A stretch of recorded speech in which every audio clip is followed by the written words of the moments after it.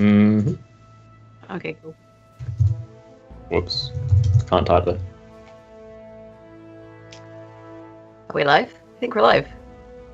Are we live? Holy shit, what up?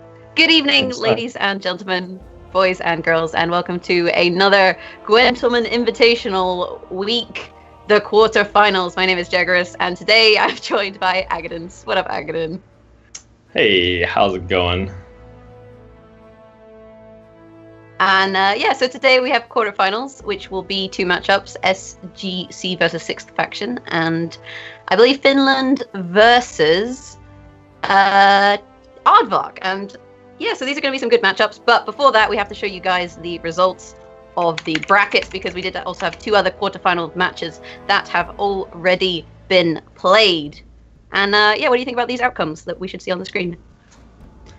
Yeah, well, as you can see, Team XD Esports getting knocked out is sort of the big surprise kind of thing I would like to point out first, I suppose. Team GFR taking them in a 3-0. That's kind of unprecedented. What do you think about that? Yeah, XD Esports were totally, I think, one of the fan favorites. That was Petrified, True Dawn, and Merchant. So seeing them so cleanly knocked out of the running by Team GFR, I think was quite upsetting for a lot of people. I know that I was cheering for Team XD Esports myself. So a very unexpected outcome. We also have Gwentlemen Red versus Team Pixie, and Pixie taking that one in a little bit less contested, but a 3-1 matchup. Yeah, Gwentlemen Red fought back a little bit, but in the end, the Pixies were victorious, and there was a lot of support for them over the weeks. So I'm guessing people are going to be happy to see them pushing through. Yeah, and I guess it's sad to see Gwentlemen finally out of their own tournament. But, I feel like the Gwentlemen can't win their own tournament. Like, what kind of precedence does that set if they go through and win? That's kind of, pretty bad. But the matchups that we do have for you guys today, Aardvark, Gwent Finland, and then 6th Faction versus Team SGC. These are less known teams, but I think teams that have, fought their way through this tournament. Aardvark, for example, was actually the winner of the Swiss format. They, I think, won $75 in the process. And so our first matchup, Aardvark versus Gwent Finland, how do you think that's going to shape up? Well, I think Aardvark have obviously been extremely dominant right from the start of the tournament. From week one, they've been 3-0ing people, 3-1ing people, just taking games left, right, and center. So I'm kind of thinking that they have a pretty solid chance here. Having said that, all the teams that have made it through to this point are obviously really powerful and well-rounded, and I think it can obviously go either way. So we'll have to wait and see. Hopefully it'll be a good series. Yeah, so Team Finland, that is, I believe, Era, Wampy, and Deads17 versus Aardvark, which was the team that qualified via Facebook. Creefy, Madara, Zade, and the Joker. I think some South African players on that team. So it's not just EU dominated, this matchup. We got some South Africans. There's the Korean team, like I say, 6th Faction. So kind of global Gwent is being showcased during TGI, and I think that's something that's really cool to see. But one thing that's worth talking about is the strike format that the bracket stages is taking place. So previously we were in Conquest format, I believe, and now we're in strike format. Do you want to explain that to everyone? Yes, because I definitely 100% understand how it works. So basically strike is 3 decks per team, and instead of banning a leader, matchups are banned. So the highest seeded team will ban a specific matchup that they don't want to have to play into, and then the next team will ban another matchup that they don't want to play into. And so this means that there's 9 obviously possible matchups with 3 decks per side, and 4 matchups in total will be taken out of the equation. So obviously this kind of leaves a lot of strategic kind of interplay for the teams to figure out. It's interesting to see exactly how this will be utilized by the teams, and yeah, we'll see how that goes. Yep, and the important thing to be aware of here for the viewers is that the losing team picks the next matchup. So if a team loses, the next matchup that you'll see is the one that they chose. And that's really important to be aware of. The final thing we do need to quickly mention is obviously prizing. So we've managed to raise over $1,000, which is quite a lot of money, for the prize pool. And all of this prizing, bar the first, I think it was $250, came from donations from the viewers, and any donation that you do provide with a message, the message will be read out on the stream. So if you want to support the teams, support TGI, 100% of your donation goes to the prizing. So just be aware of that during the stream. Maybe we could make it $1,001. You know, it's maybe wishful thinking, but it could be good. Last thing to do is just do predictions. So who do you think is going to win? Well, I think that Aardvark is looking pretty strong. I don't really see them dropping the ball here. So yeah, I'm going with Aardvark. And SEG 6th faction, I'm kind of less sure about. I think I'm going to go with 6th for no particular reason. For no reason, you're just going to pick one. See, I think the Finnish, they've been pretty good, and maybe they will finish first. Yeah. So I'm just going to kill myself here. But for me, I'm going to have to go for Team Aardvark as well. They are first in the dictionary and first in my hearts.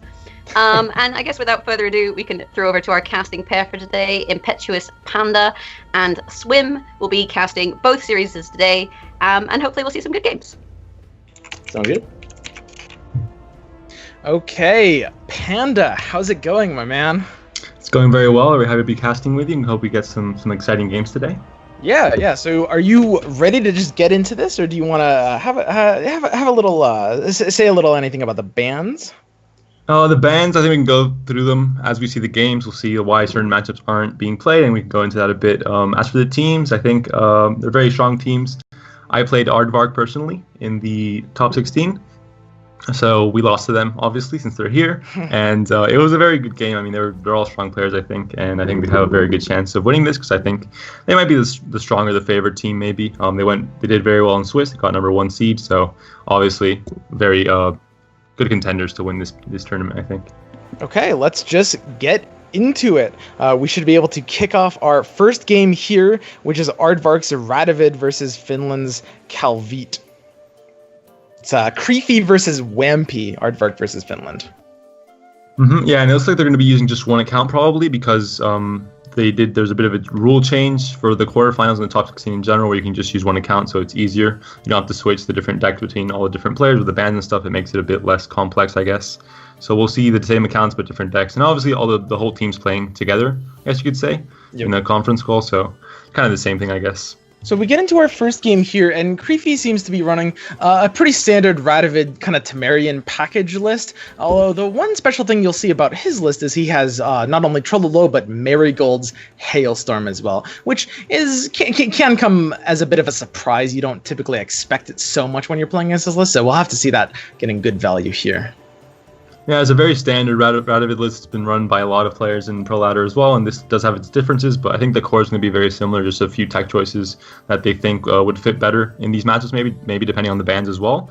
They change the deck according to those bans, so that might be why we see a few different cards. But in general, Radavid thins very well, very high power values all around all their cards. I think they're going to have maybe a bit favored over Nilfgaard. What do you think in this matchup? Yeah, I would probably think so. Although as far as Spy Nilfgaard goes, this is, I think, one of the better matchups for Spy Nilfgaard, actually. Even though it is kind of the lower tier deck in general, I would say. And we see Wampy's hand is actually pretty decent. It's very gold concentrated. He has 3 of his gold cards already. He'll be able to get decent value out of Assassination here. But it's going to rely on drawing into some bronze packages here. Because one of the vulnerabilities of Spy Nilfgaard is overcommitting to your golds and silvers in early rounds can kind of limit the potential of your combo. Yeah, it leaves you a bit empty-handed for round 3 if you don't have those finishers with cards like Rainfire and Joachim, for example. So we're going to see an early assassination to trade down with the Trololo there. It's not an incredible assassination, but at the same time, it does effectively kill off the Trololo as a threat. And it means if Creefy does want it, he would have to commit Shawnee here, which he doesn't even have the option for. I mean, it fulfills its name, right? It does assassinate that Trololo, so it's definitely not on the board anymore, even though it has all that armor and that very high base strength. So it did its job there, but obviously trading a gold into a silver, a bit maybe not the greatest value that you want to get from Assassination, but still, I think a fairly good play. And we're going to see an Impera Enforcers come out here from Wampy, just getting a little bit of value threatening that Commando. It prevents the Commando from getting buffed. It means when he plays more Emissaries, he'll be able to shoot for more value. And Creefy at the same time doesn't feel comfortable Radaviding this because he wants to enable a second target, which Wampy might not give him for several turns, so he's going to get great value from these Impera Enforcers. Yeah, it's always tricky with Radovid to know when exactly to use it against decks that do run multiple targets for Radovid to lock. It's the same with Rands and Neckers, for example, and Hybrid Consume. You always want to get at least 2 targets, but if the other player is smart, you can obviously not play a second target for a few rounds and then get just a lot of value from that one target, which still makes it obviously a very good trade. Mm-hmm. Absolutely. So we see Creefy from Aardvark just playing out kind of a standard opener. He's developing his, blue stripe scouts. It's kind of ambiguous, like what he'll do next because he doesn't have the 3rd scout. And we see Wampy likewise just kind of doing a very standard opener, just developing his spies. And you do want, Radovid normally wants Infantrymen in round 2 to kind of deny the card advantage because you don't really want to drive past his Radovid most of the time. Yeah. I mean, if you Infantryman is kind of like the safe play you can make to get that 18 points of value, or in this case a bit less, just to make sure you can't lose card advantage in round 2 basically. So I don't think he wants to use them in this round, to be honest. Yep. And there's a second Impera Enforcers off of a chain. Now, this is beautiful because it means he's, pinging for a lot, but at the same time, we will have to see a Radovid come down here at this point to just lock both of those, unless he's expecting no more emissaries to come. But the killing one emissary is a huge tell that a Vicovaro is coming down, and you're not really getting a better Radovid than this, unless you're saving it for a sneaky Iris. I think this is definitely the best Radovid value. I mean, you can't really risk it too much more. And Impera Brigades, when they come into the board, they're already buffed, so there's not really the best target to lock. It's obviously much better to lock the Enforcers. So I think it was definitely correct to do that. Yep. So we're gonna have Wampy sitting on not necessarily. I mean, he has kind of limited options in terms of his summoning circle, and in terms of getting value out of Cantarella too, because Creefy's playing for a very high tempo. We're gonna say how he wants to use these tools, but additionally, cards like Menno and Calvite, and even Kahir potentially, you want to save for kind of more of a finisher if possible. So he does have kind of limited options here. We do see he killed the Emissary earlier to be able to res that with Vicovaro and continuing his thinning and bringing out his bronzes from his deck. That was obviously the reasoning behind that. Obviously, it's not normally the correct play to make because you're taking away synergy from the Impera Brigades. But in that case, he just wanted to res it with the Vicovaro Medic and just to continue thinning and bringing out cards like this 3rd Enforcer is going to get a lot of value, obviously. Yeah, absolutely. And Creefy has pretty much no way to be able to properly deal with it. Radovid is kind of the one control element this deck has in hand. Hailstorm is kind of control swing value, but it can't really shut down an effect like Impera Enforcer.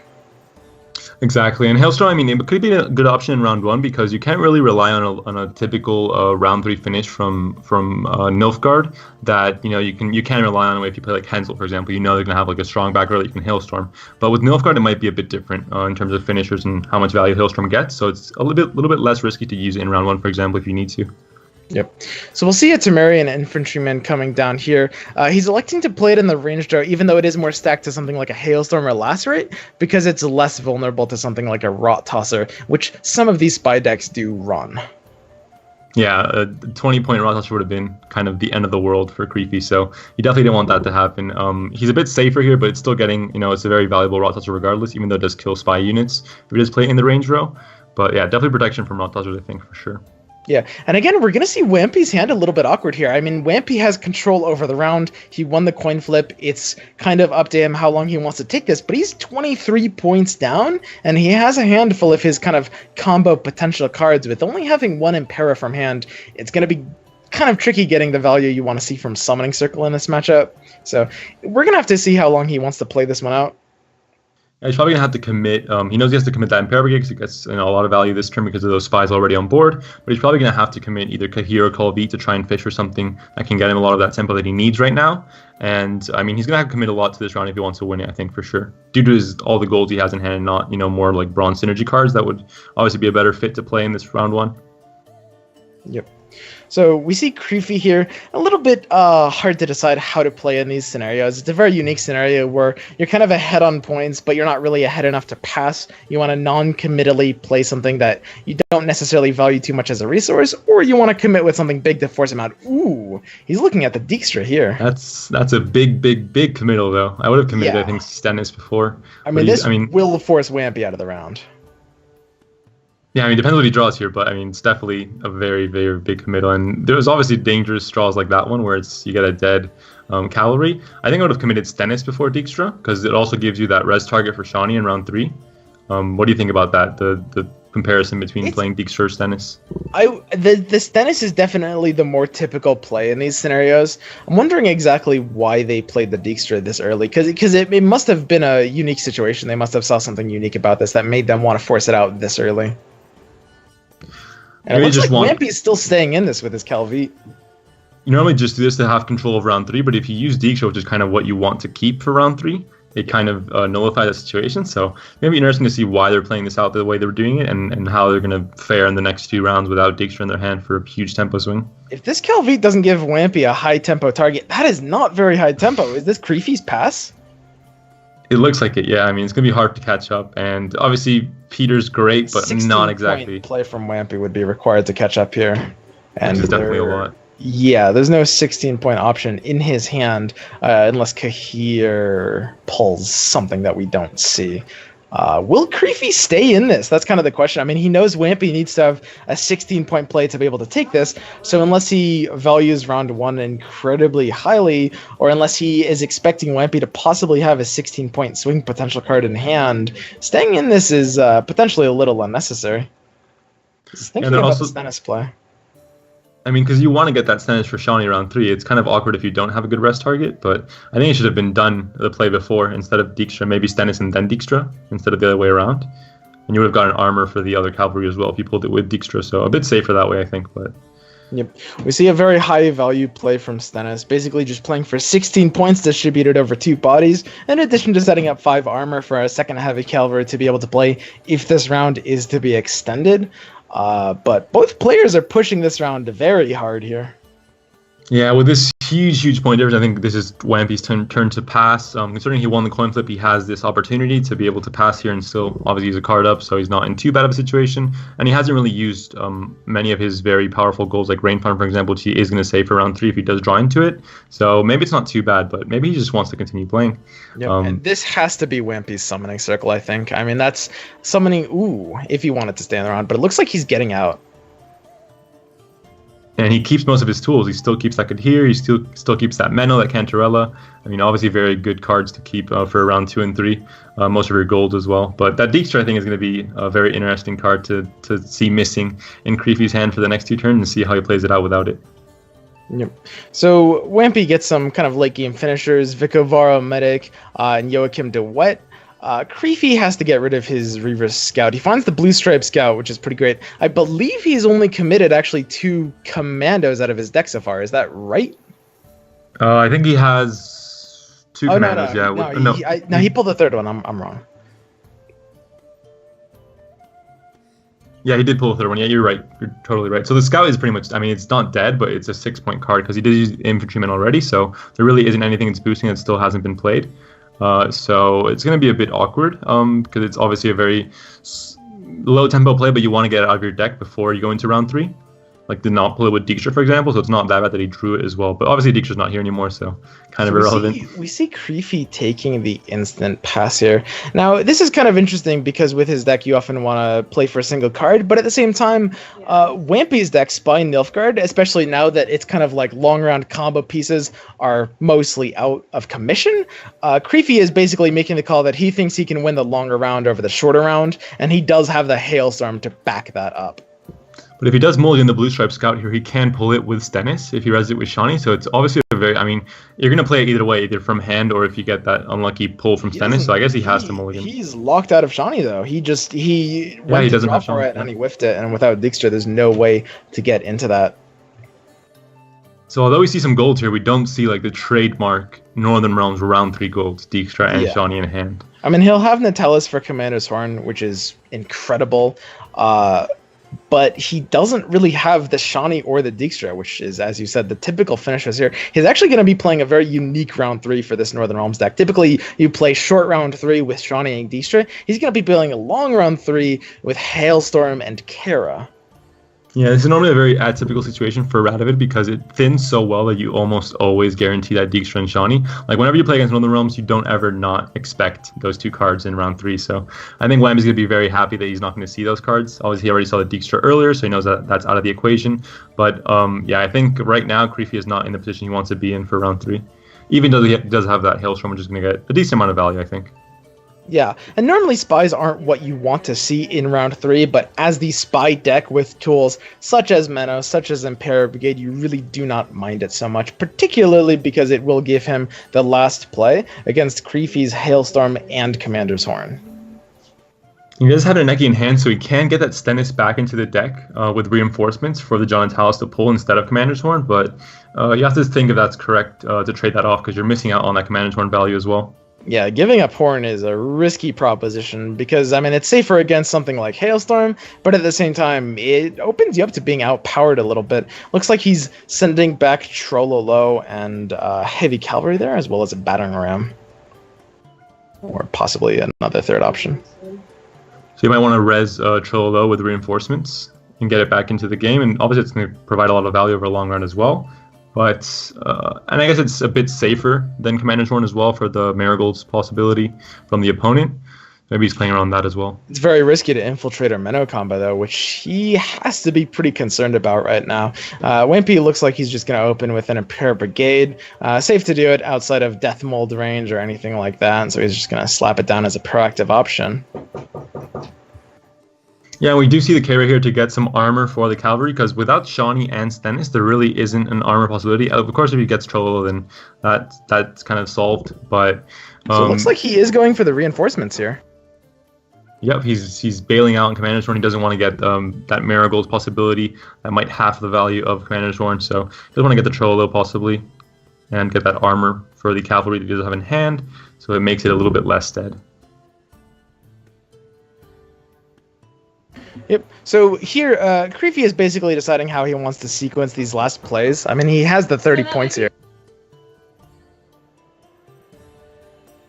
Yeah, I mean, you want to sequence very well, because with Rainfarn, you obviously don't want to draw, like, if you Emissary and draw into the Nausicaa Brigade, you can't kill the Rainfarn, the Joachim when you pull with Rainfarn, so it's a very, like, you thin so well that you want to get that deck to just thin perfectly, where you draw with Joachim, you draw that Nausicaa Brigade and get those points from it as well, while killing Joachim as well, so...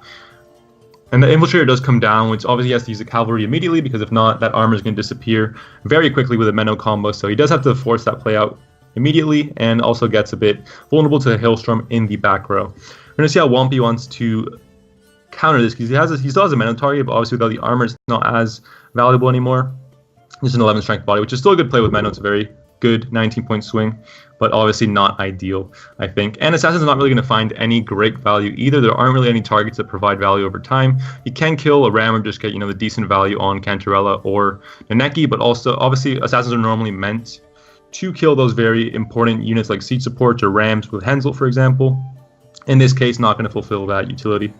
Yeah, this might be a pretty tricky bridge to gap for, gap to bridge for Wampy here. I mean, he's 30 points down. He's sitting on an additional card, but the Hailstorm and the Kara are going to hit just great value here. He's closing that gap very quickly with a single card from the Rainfarn into Joachim here, but at the same time, providing a very delectable Hailstorm target for Creepy. Yeah, that was a huge play, obviously. Like we mentioned earlier, Rainfarn into Joachim is obviously the kind of the finisher that this deck has, but you just, you give that value to the Hailstorm as well, so it's always a double-edged sword. Same with Commander's Horn, really, in Northern Realms as well. It's always difficult to know how much value you want to stack into a single row and how big your plays are, because you're always going to get countered by that Hailstorm. Yep. So it looks like he's electing to play the Battering Ram out here, effectively deciding he's not going to be given a great target for it to chain to and just wanting to play something proactive. I mean, we see the Vicar of Aramenic hand, but at the same time, hitting a 1-strength unit with a Battering Ram doesn't really allow it to chain properly. You're not getting extra value out of doing that. So I like this as a proactive option. think that was the lowest row for possible marigolds, so he's going to hit that one with the ram to not take away value from the marigolds, but I think he's pretty set on marigolding that range row. That 22 strength unit's obviously very, very large, and Wempy knows this, so he does play the Menno onto the lowest row, so not to feed marigolds more value, but even then, marigold is still going to get a decent amount of value for a silver, I think. Yep. And one pretty awkward thing, one of the larger variables here is the summoning circle in Wampy's hand. I mean, right now, it's hitting that battering ram still, since both last two cards were gold, but the Reaver Scout it hits is pretty much purposeless. He's basically going to want to use it on his own Vikovara Medic, but something very awkward could happen if he's not able to get great value out of that. I mean, he could end up cloning at a worst case scenario, something like an Assassin, which is not great. Yeah, summoning circle is always a risky card. Obviously, when it works really well, you're very happy you put it in your deck. You're like, oh yeah, this card's great. I got great value. I'm putting this in all my decks. But when it doesn't work so well, it's obviously kind of hit or miss, I think, for summoning circle. Yep. So we see here Creepy's playing out the Reaver Scout. He wants to get the last heavy cavalry, I think, out of his list. Or, I mean, he's not sure exactly which he wants to go for. The heavy cavalry represents a 10-point play by stripping off a little piece of armor, whereas the battering ram is agile, and it's also its own 10-point play, is it not? Yeah, it's 10 points, and it keeps the armor as well in case of a last chance, last rate on the range row. It is theoretically possible, though, that the battering ram will be less than 10 points if he hits, say, the siege row, and then Wampy ends up committing more value to that row. But we know he's pretty much going to be stacking the ranged row here for this hailstorm. Exactly, yeah. It'd be hard to kind of make any other row more viable in the range row at this point. Summoning Circle could be a 10 on the Siege as well, though. He's deciding at this point whether he wants to use Summoning Circle on the Heavy Cavalry or the Vikovara Medic. I mean, he's assuming the last play. Typically, in this scenario, you would assume the last card is a Commander's Horn from hand.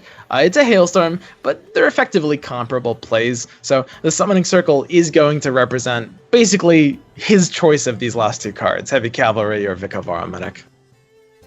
It will be on the ram because he did end up Reaver Scouting the ram, I believe. Oh, yeah. Onto the front row. But it's still the same amount of value, so it doesn't matter too much. It's still a solid 10 points of value. We do see the Vikovara Medic coming out first. Going for the emissary. This is a Nausicaa Brigade, is that right? Ooh, an Infiltrator. Which gives that Spy synergy to the Brigade, so it's not a bad play at all. I think that was a fairly strong Vikovara Medic, to be honest. And this is a 17-point Hailstorm coming down. So this Summoning Circle represents that same Infiltrator, is that right? So it will end up taking this. Yes, it should be enough. We only need to see a total of 9 points here, which with the Infiltrator plus its combo with the Impair Brigades will be enough to take the round, to take the game, which obviously is kind of a surprise because you normally expect kind of the higher rated decks to win it out here, but I think Wampy played it really well. He had a lot of answers for cards like Trololo, and he didn't play into Hailstorm too much. I mean, 70 points of value is pretty good, but not game winning, I think. I've seen higher, obviously. I think you have as well. So in the end, Wampy does take it. Point for Nilfgaard. Yeah, Finland seemed very confident of that matchup, Nilfgaard, with the Spies Nilfgaard versus the Northern Realms on Radovid. I mean, it's strike format, right? So you keep your confident matchups. Finland was basically trying to get a win off of Northern Realms with that Nilfgaard deck, and it actually worked pretty well. I think that's one of the more favorable situations for that Spy deck. We did also see a few things benefiting Team Finland with the coin flip, for example, the start you have to take into account, plus the DJ extra coming out in round one. Maybe in my opinion, a bit questionable, a bit too early, I think, maybe a bit unnecessary. I don't know what you think, but obviously when you're playing these games out, there's a lot of things you're taking into account, and maybe there was a reason for that DJ extra coming out so early, so we will never know, I guess. Yeah, it was a very particularly unique deck as far as, that kind of standard shell for a deck goes. It had some unique options, and it got put in a unique situation. But anyway, we should be able to jump into the second match here, which is going to be Aardvark's Calvite versus Finland's Calvite, the Calvite mirror. Yeah, it's a very interesting mirror to see because obviously there's a lot of different... In mirrors, it's always very interesting because you normally play most of the other matchups, not normally mirrors, and mirrors are obviously because the players have the same cards most of the time with similar decks, or for the most part anyway. You can mirror most of your plays, and whoever wins coin flip I think is very, very important in the mirror matchups. What do you think compared to other matchups? Yes, typically I'd say so, for sure. So that's going to be a point, obviously, to highlight here at the start of this game. And also, the way like the plays work out, whoever can get the most spy synergy in a round and get the most value out of their enforcers and their brigades, and the infiltrators getting killed, or at least putting a spy unit on the enforcers or brigades and can get killed, obviously, by mana or cards like that. Because we're going to see very high units with the brigades, for example. They're going to, get into the high teens or 20s even. So mana, I think, is also going to be a very good decider here. You're going to get a big tempo swing. Yep. So we've seen Team Finland's spy deck last game, but we have not seen Team Aardvark's spy deck so far. Well, it'll be interesting to see what's different about them. But one thing to note is that Wampy from Finland does have 2 copies of Assassin, right? I believe he has a vanilla Assassin and the potential Assassin grab from Kalak, I think, which represents a potentially major threat towards the Impera Enforcers that Creepy may end up playing here. Yeah, Assassins are especially good against cards that have low base strength but gain a lot of value over a long round. So just engine cards for different archetypes. And in spy, it's obviously you have the brigades and the enforcers. So a spy hit on an assassin hit on one of these units is obviously going to generate a lot of value for Wampy. Yeah, absolutely. And one of the kind of more awkward things about Wampy's hand right now, I mean, when you lose the coin flip like this, you're basically playing ooh, and there's Creepy's first enforcer. So we're gonna have to see if we're gonna see a Kalak assassin coming down to snipe it off. Would you take that line here? I mean, the enforcer is going to generate a lot of value otherwise. So, I mean, I think it'd be a good idea. You can also try and fish for it with emissaries if you have another one in your deck, but obviously it's a bit more risky. And because he was forced to play the brigade at the start and not the enforcer, because he couldn't get those extra 2 points from the deployability, it's a bit riskier, obviously. I mean, you can play the enforcer now, but yeah, I think typically these matchups can end up often coming down to Infiltrator. That is probably the most key card in the Spy Mirror.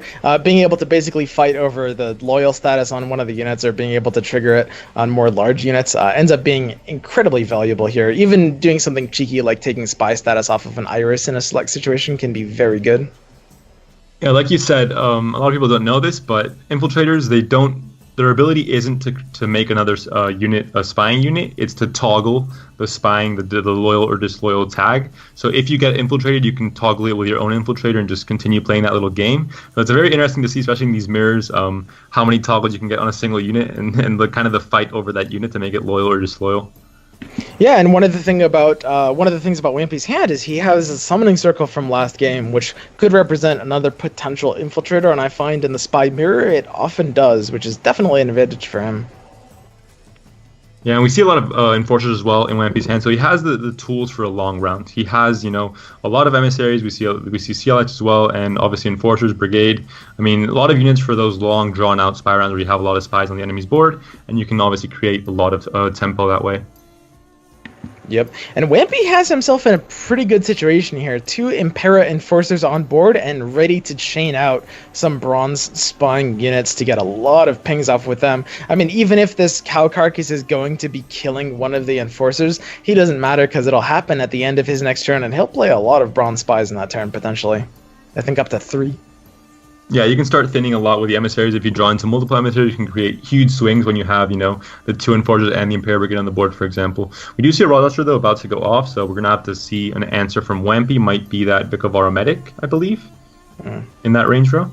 So I think Creepy was looking for another copy of his own Imperial Enforcers with that emissary. That would have been great. It would have been able to ping off the Enforcer threat from Wampy, but it looks like he didn't hit it. So we're going to see the emissary chain. Ooh, he's actually going for the Enforcers first. So he has the triple enforcer threat. He's pretty much just enforcing he's going to win this round. He has obviously having 3 enforcers and a brigade on board means a lot when you can throw out a bunch of spies and just sling out multiple emissaries in a single turn. So we'll see how much tempo he can pull out if Creepy decides to keep on playing this round. Yeah, this is huge for him. It's going to be up to Creepy if he wants to play into this, or, I mean, even what he can do about this. He might be able to find his second Enforcer if he plays a second one and ping off one of them, but that still leaves Wampy with 1 more Enforcer with him, and he hasn't committed his, emissary chain yet, really. Yeah, he's just setting up still, and even just with the setup, he's still ahead, so he's very happy about that, I think, as well. And once he does start thinning and actually creating that spy synergy and the disloyal army on the enemy's board, it's going to be interesting to see how much tempo he can get, because it's a lot of tempo per turn, and not just tempo, but also removal. With the 3 enforcers, you can not only guarantee you're going to get points on your board and a big tempo swing, but also remove a possible enforcer from the opponent as well. So definitely a very good board stay, I think, for him. And we see Cantarella coming out, kind of essentially giving up the round, I think, maybe. Possibly. It's an interesting Cantarella. I mean, Creepy needs to be able to play 16 to beat this in a single play, but Wampy has access to this summoning circle, which is huge. It represents an additional silver spy, and this is the archetype that by leaps and bounds can most utilize these silver spies. We see the summoning circle hit for huge value here. A second Cantarella is monstrous. Yeah, it's almost a free spy, basically, so definitely going to take that every day of the week, I think, and he's very happy with the summoning circle. Like I said earlier, it's a bit hit or miss, but here it's definitely a big hit, I think, and he's very happy about that one, to be honest. So he's going to get a few pings off of these. He's going to go ahead and kill that emissary there. He wants to enable his Vicovaro medic, or he's thinking if he might not necessarily want to do that. He has the brigade in hand, so killing the emissary here might weaken the brigade a little bit, and he always has the Vicovaro medic target of the Rot Tosser, which he just killed from Creepy, so he might be going for that play instead. Considering the board state, do you think he would want to play his own Cantarella now as well to guarantee to kind of flip the coin flip and be able to win the round on even with this very dominating board state? Oh, you absolutely would if Creepy doesn't play enough tempo here to thwart that, and it looks like he might not be unless he ends this with a brigade. It's just an infiltrator. That's going to be enough, though, to be able to threaten Wampy staying ahead with Cantarella, which is a really major threat. I mean, when you are winning round 1, and you're able to just force it out on even cards, if you can get it to that point, you are in a dominant position for that game. I think with his board state, he knows he can commit those 11 points to the enemy's board without being worried about having to maybe give up the round, because he knows that he can play a few emissaries and he can play Seal Edge and he can play Menno on one of the Cantarellas, for example, and get absolutely enormous swings on the board. So I think he's definitely... There's a 4th enforcer there. I mean, you don't really even want to go for a 4th enforcer at that point, though, right? Like, it's kind of overkill. The assassin on the Cantarella represents a major tempo swing that if Creepy can't beat it, means he'll be able to play his own Cantarella. And these 3 enforcers are going off here. Yeah, getting that 4th enforcer is almost makes you feel bad if the opponent passes, because you're like, oh, I had such a good board stay. I was about to, make a 30-point play with just bronze units, and my opponent passes. So it feels bad. I think Assassin was definitely the right play. Get that insta tempo, no more setup. I think there's enough setup already. And if he doesn't get enough tempo here, Creepy's going to be able to, or Wham is going to be able to play Cantarella here and get the coin flip reverse, basically. Yeah, I really like that assassin. I mean, one of the most unique things about Gwent is just due to the pass nature of the game, you pretty much don't want to overcommit any much on a single strategy like this. So, I mean, being able to play the assassin and kind of baiting Creepy into continuing. I mean, if Creepy continues here, this Cantarella, if Wampy can Cantarella and stay ahead, Creepy gets majorly punished. I think Creepy knows he's giving up this round. He knows that with those 3 enforcers on board plus the brigade, it's almost impossible for him to catch up.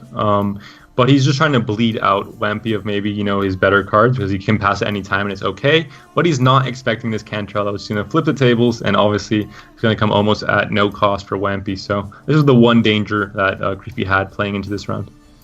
Yeah, I mean, I think we do have to see that coming down now, right? He's thinking about going for something else, actually. He's playing the Kalak. I mean, anytime I can spy and flip the coin flip, I definitely take it. No hesitation, I think, in almost any matchup. So I would have definitely gone for that, especially with such a favorable spy where it's almost cost you no value because of the enforcers and the brigade. Yeah, it looks like he might be waiting to save it for round 2 instead here. That's interesting. So Wampy is going to really swing that board there. He is 33 points ahead after these plays. Just these enforcers giving that massive value over time. And Creepy has to be basically forced out of the round at this point. I mean, you can only play maybe one more play at an absolute maximum. Yeah, and for the most part, when you win a round 1, a card down by so many points, it's almost like you're in some ways doing something wrong, because you almost spent like too much of your deck's value, let's say, in winning a round by such a large gap. Obviously, it's also affected by the amount of value you can squeeze out of your bronze units. Obviously, here it's a lot with the enforcers, but it does seem a bit overkill. What do you think about that? Yeah, I would say so as well. We're gonna have to see what he does here with this Cantarella and see if it was worth saving it there. So Wampy is gonna go ahead and take round 1, just forcing Creepy out. Pretty much the same as last time, but he has 1 card down to do it, drawing into his Roach. Definitely not something you want to see in hand. You can get rid of that immediately. And these Spy decks have a pretty linear game plan, which is a very long, drawn-out combo ridden round 1 or round 2, and then typically with a very tight finisher, which is a Joachim combo package, sometimes an Iris or something like that. But neither deck has really thinned out to the point where it can do that, so both decks are kind of equally incentived to draw this round 2 out a little bit, except for the fact that Creepy has the Marigold's Hailstorm, and the Marigold's Hailstorm, much more so than anything Wampy has, incentivizes a longer round 3. Yeah, and especially with Nilfgaard, you don't really have to thin down to 1 or 2 cards to be able to guarantee your gold, because you do have cards like Kahir or Kolvit that can fish through the last remaining cards, so you can always do that and find your Rainfarn and your Menos that way. So they don't really have to thin down to 1 or 2 cards like other decks like Radovid, for example. But obviously their synergies are very strong, and they do like using those emissaries to bring out all their bronze units and then be able to draw into their silvers and golds in round 2 and 3. Okay, Wampy is going to take the instant pass here, so Creepy is going to be able to win going into round 3 on even cards, but Creepy will not only have to play first, but Wampy also has the Cantarella that he still has, allowing him to get the 2 last plays, which really, really reduces the value of Creepy's Hailstorm. And typically, the shorter the round 3 is, the worse the Cantarella is to play from hand in round 3. But because it's a fairly long round 3, and because Cantarella does have Spy synergy with Wampy's deck and with Menno, for example, it's a bit less of an issue, I think, for him to have it. Yeah, so, I mean, who would you say has the upper hand in this situation?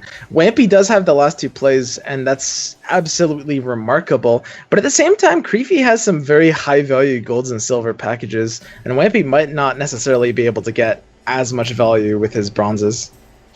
Yeah, and we see that Joachim in hand, it's a great card, obviously, but you almost always want to pull it with Rainfarn, so you almost don't want it in hand. But if you mulligan that, you might get something like Roach, for example, because it did get blacklisted or mulliganed last turn, so that is a bit of a risk as well. So maybe just has to keep it and use Rainfarn with a possible emissary, I believe. Yeah, exactly. I mean, these Spy Nilfgaard decks have a very dual nature, right? Like, you either want to play rounds long with your bronzes or play them short with your golds and silvers. Now, Wampy's sitting on an Impera Enforcers and an Impera Brigade, but he doesn't have enough combo pieces to make them huge, so you'd almost rather not have them at all at that point. Exactly, yeah. They get the value out of their emissaries, basically, and out of long rounds. And at this point, this is like a medium length round, I guess you could say. So not the best situation for these enforcers and the brigade. You normally want to use them all in a long round 1 or 2, and just keep your golds for round 3, like you said. So it's going to be a bit of an unusual round 3, I think, for both players. They normally prefer to have those short burst round 3s with Nilfgaard. So we'll see which one of them can play it out better and have a bit of the better cards. We don't see many bronzes in Creepy's hand, so maybe he has a bit of a better hand here with the Marigolds as well. In an 8-card round 3, it's definitely a good card to have in hand. At the same time, Wampy seems pretty favored to me, I would say. I mean, being able to dedicate the last 2 plays, it is true that you have Cantarella in round 3, but like we said last game, I mean, Cantarella as a card in round 3 is not so much of a problem when you're running the Spy deck, and you'll at least be able to get a few points back from your Enforcers and your Brigade, and possibly from another one of those options pulled by Kahir, Calvit, or Vico Vara. Exactly, and Wampy does know that Creepy does like his Marigolds because he did see it in the last game, so he might be expecting that in Nilfgaard as well, and he'll be able to play around that a bit, not row stacking too much, and maybe stacking over 2 or maybe even all 3 rows if he's not scared of Golden Weather, which isn't normally a staple in Nilfgaard, so I guess he wouldn't be. Okay, so Wampy has the Impera Enforcers, Creepy has the Impera Brigades, but neither have great spies to be able to activate them. Creepy is basically playing to look to get value out of his removal cards, basically. Assassination in this case, which is somewhat awkwardly conflicting with this Hailstorm. This Hailstorm does not look great here. It's touted as one of the most powerful cards in the meta, but due to the fact that it's a little redundant with Assassination, and Wampy has the last 2 plays, it's not going to hit great value at all. Yeah, exactly. It's going to be a bit because you have to play it a bit early because your opponent will still have plays to make after that, so you can save kind of his Joachim and his big units for after that Hellstorm if he expects it. It's obviously not going to be the greatest play in the world, I think, like you said. Yeah, and at the same time, this Rot Tosser from Creepy's deck is not necessarily as great in the mirror. I really like Finland's Nilfgaard deck. It's really teched against the Nilfgaard mirror, it's really teched against Northern Realms, and leaving both matchups up in the strike format is just a really, really smart strategy. I think it was a good heads-up play from Wampy as well to play that Enforcer in the range row, knowing that there might be Rot Tossers, and he has that Vikavara, which is locked to the range row, so he couldn't place it in a different row. It's not agile. So I think it's a very heads-up play from him to know that those might be coming and have the counters ready for that as well. Going for a Nausicaa Brigade, and this is a huge Nausicaa Brigade, buff base strength from Creepy in round 1. It's going to go ahead and snipe off this Cow Carcass, and that is an excellent trade. The Rot Tosser for 6 and the Vikavara for an effective 14, trading up 8 points, and that's absolutely what you want to see, and that's why Rot Tossers, definitely the variant that Creepy is running, is falling a bit short in this mirror match. Yeah, I agree with you. I think Rot Tossers are a bit of a risky card as well. You sometimes get a lot of value from it, for example, in decks like Mill, where you can control the board state a bit more near the end. But yeah, they also have a lot of counters, many counters, so it's a bit risky to play them.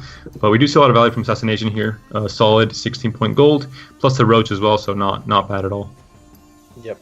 And we're still sitting on the Cantarella from Wimpy's hand here. He's going to have to decide the order in which to play his effective draw cards. He wants to see the top cards of his deck with Kahir before Cantarellaing, so he knows what he's getting and he knows what he's giving up. And get the Roach out as well. So he sees Peter, Infiltrator, and Emissary here. But you don't really have a Peter target at this point. No, Peter's not really the greatest option right now. And I don't know how much more he can thin his deck without, because if he gets the Emissary, his Rain Farm might be dead, I believe, or... I guess not. I guess. Okay, so he's going to go for the Emissary. Regardless of which Infiltrator he chooses, the Emissary will shuffle the other cards around. Infiltrator enables the Menno, and we still have the Joachim from Creepy's Rain Farm, right? Which is going to represent a huge Kelvit into Peter play from Wampy on the end. Yeah, he has a good counter for it. Cantarella to use it earlier.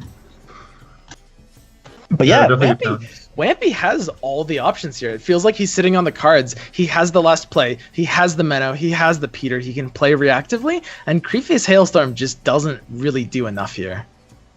Yeah, it's a bit awkward to have the Impair Brigade with the Spy tag as well, because he has a Cantarella too for Menno. So you don't really want to. You can't kill both with Menno, so it's a bit awkward because you don't have that option to kill both of them. Although the Impair Brigade might grow to higher than 11, so it might be worth it anyway. And it does have the Spy synergy with the Impair Brigade once he does drop it as well. So.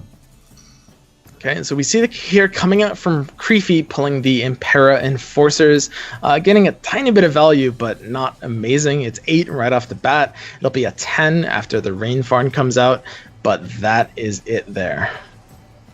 And I think we'll see the Impair Brigade coming out before the Menno, so that he does get that buff from the Spy before it's killed. So we have to see that play coming out for sure. Yeah, and if he wants to play even more proactively, he can play Cantarella. I mean, he knows he has to commit it at one point, and he knows it doesn't necessarily matter as much when or where he plays it, just that it allows him to play a little slower, which you always want to play. Yeah, I think Menno might definitely be one of the last cards played, or Menno and maybe Joachim. After that, to dodge the Marigold's damage as well. See the Brigade coming out fairly early too. Yep, and this Brigade is actually representing decent value. I mean, there's 2 more Spies coming out from Wampy that we know of, potentially a third as well. So it's already 14 at the very least. And that's very good value for bronze units. I think Wampy's definitely happy with having that Brigade in round 3. At least better than a few other bronzes in his deck, so I think he's definitely okay with that one. At the same time, if Creepy's Joachim pulls an Infiltrator, it may seriously threaten Wampy's own Brigade to Creepy's Menno. Although you'd always want to get the Infiltrator tag on that Brigade and not whatever you pull from the Joachim in most cases. So playing Joachim last, for example, is going to be good to dodge a lot of those threats, I think, from Creepy. Yep. So here we see Creepy getting the Menno from his Rain Farm, playing it out here. And what is that? He found the Nausicaa Brigade that's going to go ahead and kill the Joachim right off. A huge combo play, but at the same time, Wampy has 3 different tools in his hand to get that Peter out instantly, and that's pretty great Peter value here. It's a 18 points. That's one of his biggest plays, and we see the huge 30-point gap right now with just one card difference. It's obviously very big, but we do see a lot of finishers still in Wampy's hand, and he has a lot of answers to that with a lot of big tempo swings with Menno and his own Joachim. So we'll see how it plays out and what he ends up pulling. Well, Joachim is going to be very important, I think, to decide the winner of this game. Yeah, Wampy is down 30 points, but he has the tools to make those up very quickly. He looks like he's considering sending the Peter to the bottom of his deck here. He ends up drawing it from hand, not necessarily wanting to have to thin through his entire deck to get it back, and he knows he wants it this round. Yeah, exactly. It's still going to be a very good silver value for Peter, so he's definitely happy with having that in hand, I think, to be able to get the big swing going on the opponent's board. Do you think Wampy's going to have enough to make this? I mean, his hand is incredible swing value, but at the same time, he is 50 points down already, and Creefy has some tools left to play. We don't. I mean, it's going to depend on the Calvite draw as well and the Joachim draw, really. You can't really say right now because you don't know what cards those are going to pull, so you don't know the tempo swings that are going to happen. Obviously, Menno is going to be a big one. You kind of see it on board already. It's going to swing for about 18 to 20 points. So obviously we're going to Peter as well, a solid point swing, but we do still also see Menno and Hailstorm and Creepy's hand, which are two very big plays as well. So maybe it's just not enough points. Maybe he's just too far behind. It's going to be very close, I think. It looks very, very close to me. I mean, the Hailstorm value isn't ideal either. Like, you're Hailstorming here for what, a maximum of 7 points? Not really the greatest, I think, for Hailstorm. Yeah, I mean, you really strive for a lot more with that card. He sees the Rainfarn here. Does that have a target to pull left in deck? That's what I was worried about when I saw him pull the Emissary. Yeah, I think it doesn't. Concern. So he's going to go for the Infiltrator, leaving both the Rainfarn and the Assassination on the top of his deck, basically denying him access to either. And he looks like he's actually using the Infiltrator on the Nausicaa Brigade there, which is that a commitment to Menno it? I believe so. I mean, either that or just, threatening that Menno to Creepy. You don't really necessarily have to pull through with that play, but I think it's going to be the correct play. Menno the 19 and then Peter the Brigade, I guess. Is that Brigade on his side the one... Is that a double buffed Brigade? Is that a 13? Otherwise, it's not more value this way, is it? Yeah, you're right. I think it's better to just... Yeah, you're right, because Peter will get a lot more value with the Brigade. Maybe he's still going to Peter the... Brigade here. There's kind of no reason not to Infiltrator that one, because otherwise it's a tell that you have Peter, and there's no reason, there's nothing really disallowing you from just Petering one that's you've made disloyal anyway. So he could still be following the normal line of play. So he needs to make up, 46 more points. He has exactly half as many points as Creefy. He needs to make up 46 with his hand on top of the Hailstorm. That's going to be a little tricky.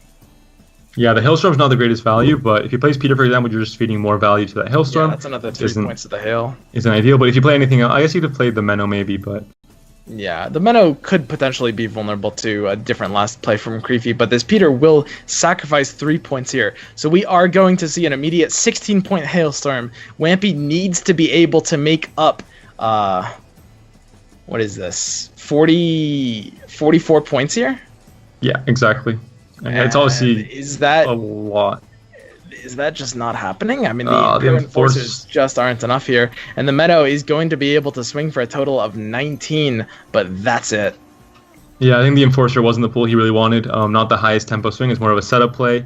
Obviously not as great as the Nausicaa Brigade, for example, to finish. So definitely not enough for Wampy here. We're going to see the series. So Wampy's going to be 7 points short here. Yeah, we're going to see the series tied at 1-1, and Creefy being able to also get a win with Nilfgaard. So Nilfgaard doing pretty well today. Although in a mirror, I guess you expect a win regardless from Nilfgaard. Yeah, so that's definitely a little unfortunate for Wampy. He just couldn't get the consistent thinning that he needed for that finisher. I mean, the deck does rely on a pretty precise finisher, which relies on having thinned through all your cards so you can get your combos off. He was denied the Rainfarn extra points. He was denied getting real value out of something like Assassination either. I don't really want to thin to have, like I mentioned before, the dream combo, which is Rainfarn into Joachim into Nausicaa Brigade, which is really what you want. That's your very big, you're pretty much your optimal round 3 finisher. And in this case, we saw the Enforcer coming out, which isn't the ideal play, and I think that cost him. Those are the points that really cost him the game there. Okay, so we should be able to get into our next game here, which is going to be Dagon versus Broover. This is a bit interesting. I mean, when you see Broover, you expect the movement deck typically, and Dagon there's a lot of different forms of Dagon, but they all have pretty much the same shell. Who do you think is advantaged in this matchup? I think it's going to depend greatly on if Dagon can draw into the Abaya to get the weather clear, because we're going to assume that movement at the moment is currently very well paired with Golden Weather. They work very well together, and also Hailstorm, and I think we're going to expect that Broover deck. And Abaya is going to be key here to be able to clear that weather and stay in this round 1. Obviously, the longer you make round 1, the shorter round 3 is, and the less damage you're going to get from that Hailstorm movement combo in round 3. Yep. We're going to see Creefy sitting on what is actually a pretty good hand, sans the, gold tempo cards that you want. Like something like Woodland here would be amazing. Although at the same time, Karen can actually be a little awkward in this matchup at times. But apart from that, his hand is great. He has no bricked cards. He has giant toad targets. He has the Katakan targets. He has the base combo. And no bricks anywhere to be seen. Well, he doesn't have a bias, so that's maybe a bit of bad news for him, especially because he lost the coin flip as well. It's going to be especially hard to fight that Ragnarok when you don't have really the chance to pass whenever you want. So definitely a big problem, I think, for him. Yep. So it's going to be up to Wampy here how to open with this. But at the same time, you're right. I mean, Creefy has draw cards. He has the Giant Toad and he has the Frightener. But using draw cards early in this matchup, especially when you've blacklisted and sent to the top of your deck some additional cards, because he had a rough mulligan, Creefy. I mean, he sent Foglet, Harpy, and Necker all. So the top of his deck might be a little stacked right now. And the Giant Toad and the Frightener therein might hit a little bit awkward value. Yeah, the only a small bit of good news that Creepy does have is that Ragnarok is a bit worse than Drought in round 1, because Drought does a very good job of dispatching the Harpy eggs, because it hits the lowest value unit and not the highest like Ragnarok. So that's a bit of good news, but other than that, it's looking pretty grim for him, I think. Wilderness Spirit, like you said, is also a great round 1, not only to create a lot of tempo, but also to thin out the Harpies and make those Toad draws better, or the Frightener draws better. But in this case, we don't have that option, and Creepy is going to be a bit scared of drawing into cards like Harpy, I think. Yeah, exactly. I mean, Creepy can get the Foglet out with the Dagon, but apart from that, I mean, he's looking at some pretty rough draws. The odds of just drawing into blank cards when he hits the 2 Harpies or the 2 Neckers off of these 2 draws in a 13-card deck are pretty rough. And we know that he wants to stay in this round as long as humanly possible, because in round 3, if he goes into a long round with Wampy drawing into cards like Marigolds and all of the movement options, he knows he can stack that front row with the Neckers and the Katakan that are roll locked, and also, for example, Morkfoot, and get a very easily in a 9 or 8 card round 3, 40 to 50 points of Marigold's value, which even without Golden Weather is enough to win the game here. So he knows he has to stay in this round as long as possible. Is there, at the same time, a consideration for passing here? I mean, he really can't stay into it that long. I mean, he might need to bank on finding this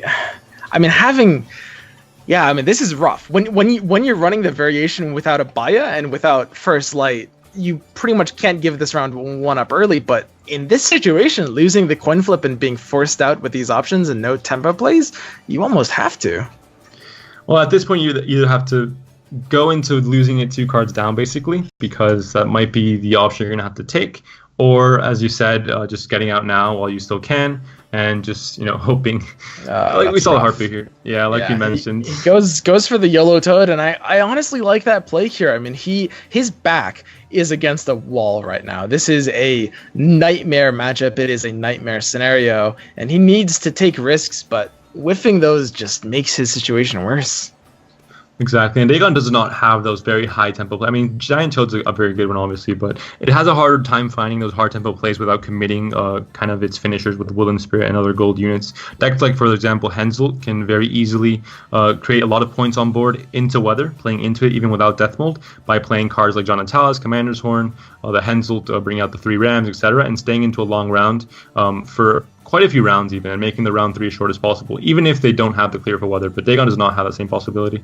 Yeah. At the very least, he has high tempo options, but this play from Wampy, the Doragare Drowner with the Marksman ping, a pretty huge tempo play of 15 points already, plus enabling an extra 2 off of Ragnarok return is just going to keep him ahead, even after that 17-point play from Creefy. He's going to Ekimara to try to counter, but it's a 6-point play on its own. Yeah, we see the Ekimaras here, which are very useful in not only as a consume trigger and also like the synergy with the Harpy eggs and the carryover synergy, obviously, but also to save some units from different rows and act kind of like a moving unit that consumes the unit. It moves basically. But like we see, very good synergy here with the Marksman, the Golden Weather, and the Drowners, and just the movement options in general from Wampy. This is why this deck is so dominant at the moment and works very well. And I don't think Creepy's going to have much of an option here. He's going to have to end up losing this round on even. But with that carryover, he kind of prevents that dry pass in round 2. So not too bad of a situation. In the matchup where the dry pass is warranted, the carryover basically represents an extra card, which is gigantic. Exactly, which is why Dagon is still very dominant, especially this version with Hyper Consume. It has a lot of strong points, and the carryover into round 2 to prevent the dry pass is definitely one of them.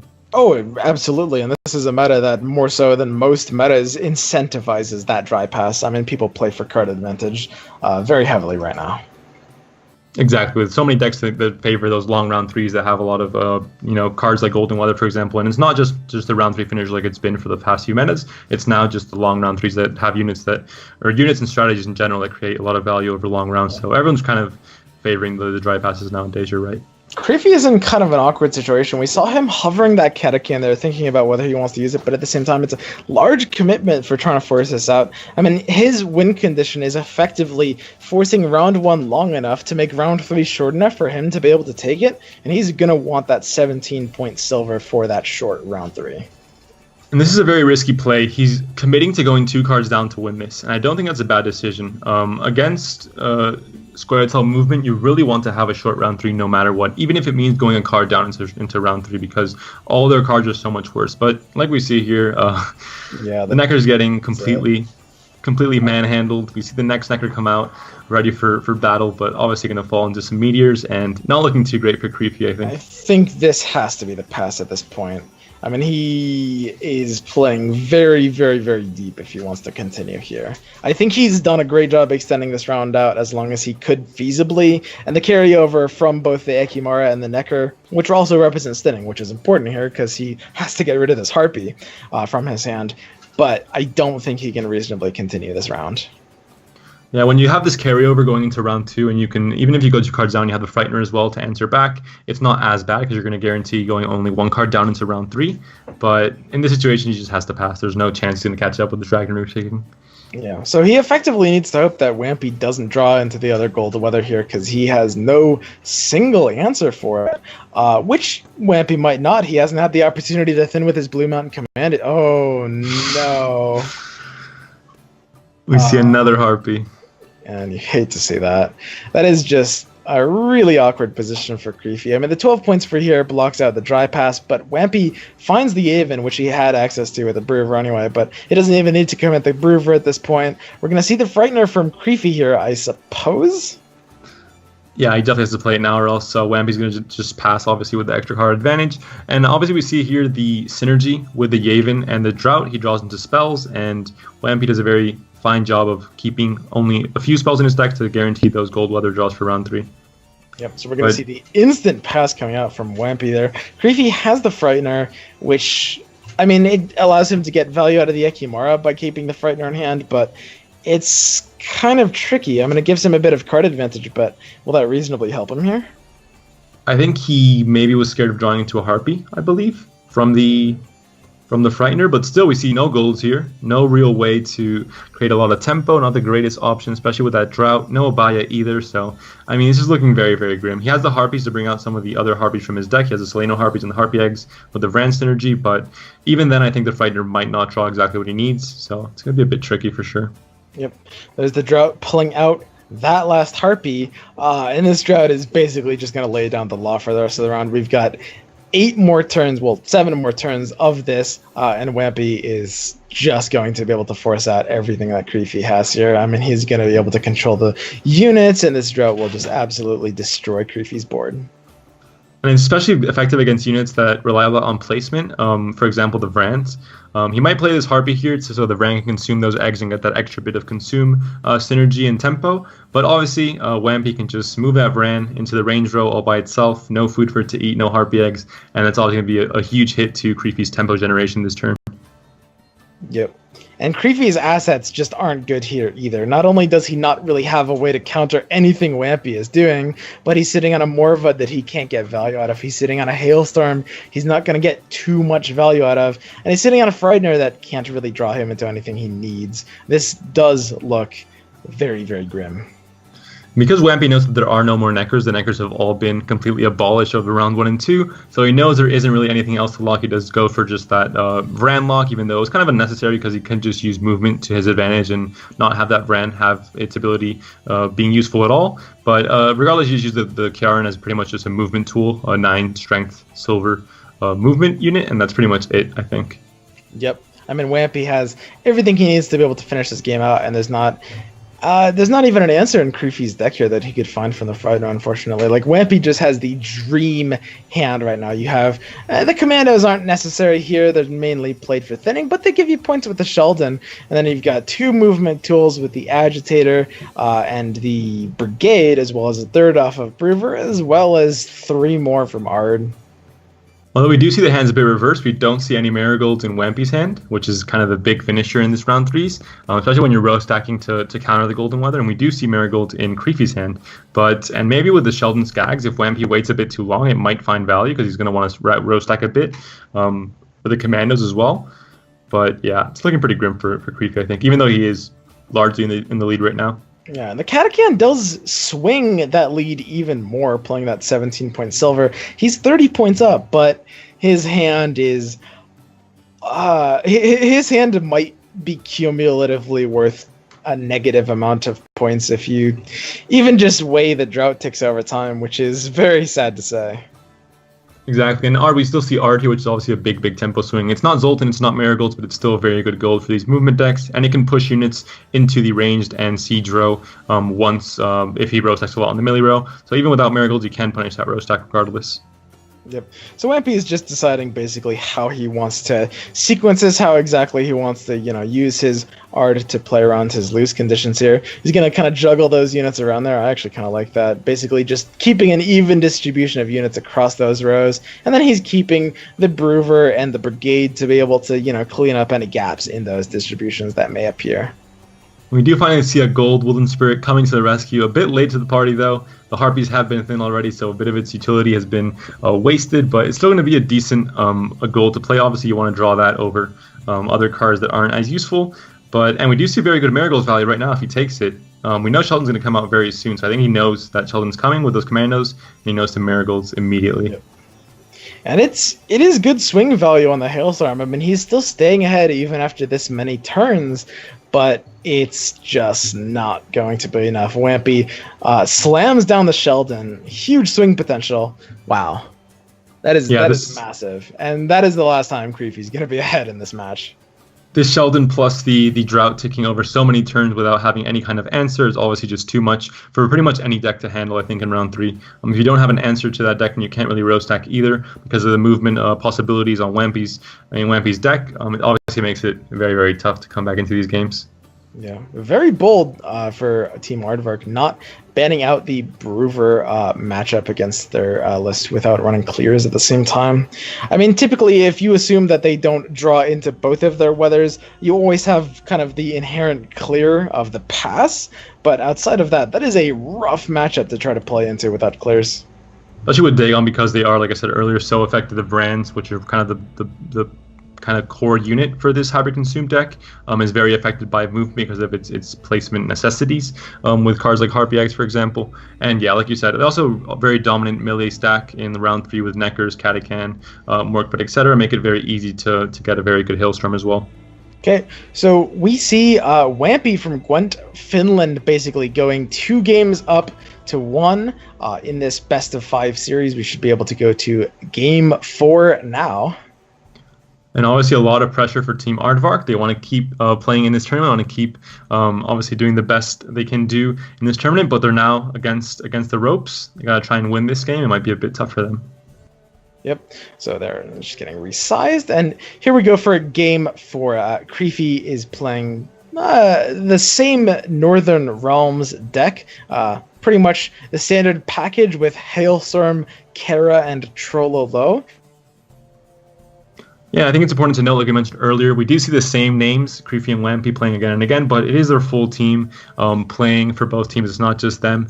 They have the full team playing for them. So for Team Finland, it's Ira, Wampy, and Dead17. And for Team Aardvark, it's Creepy, Madara, and the Joker. So they are all playing. It's all a team effort, but it was easier for the players to do it this way. And obviously, we want what's best for the players to make it easier for them to play their matches. So this is the way it was done.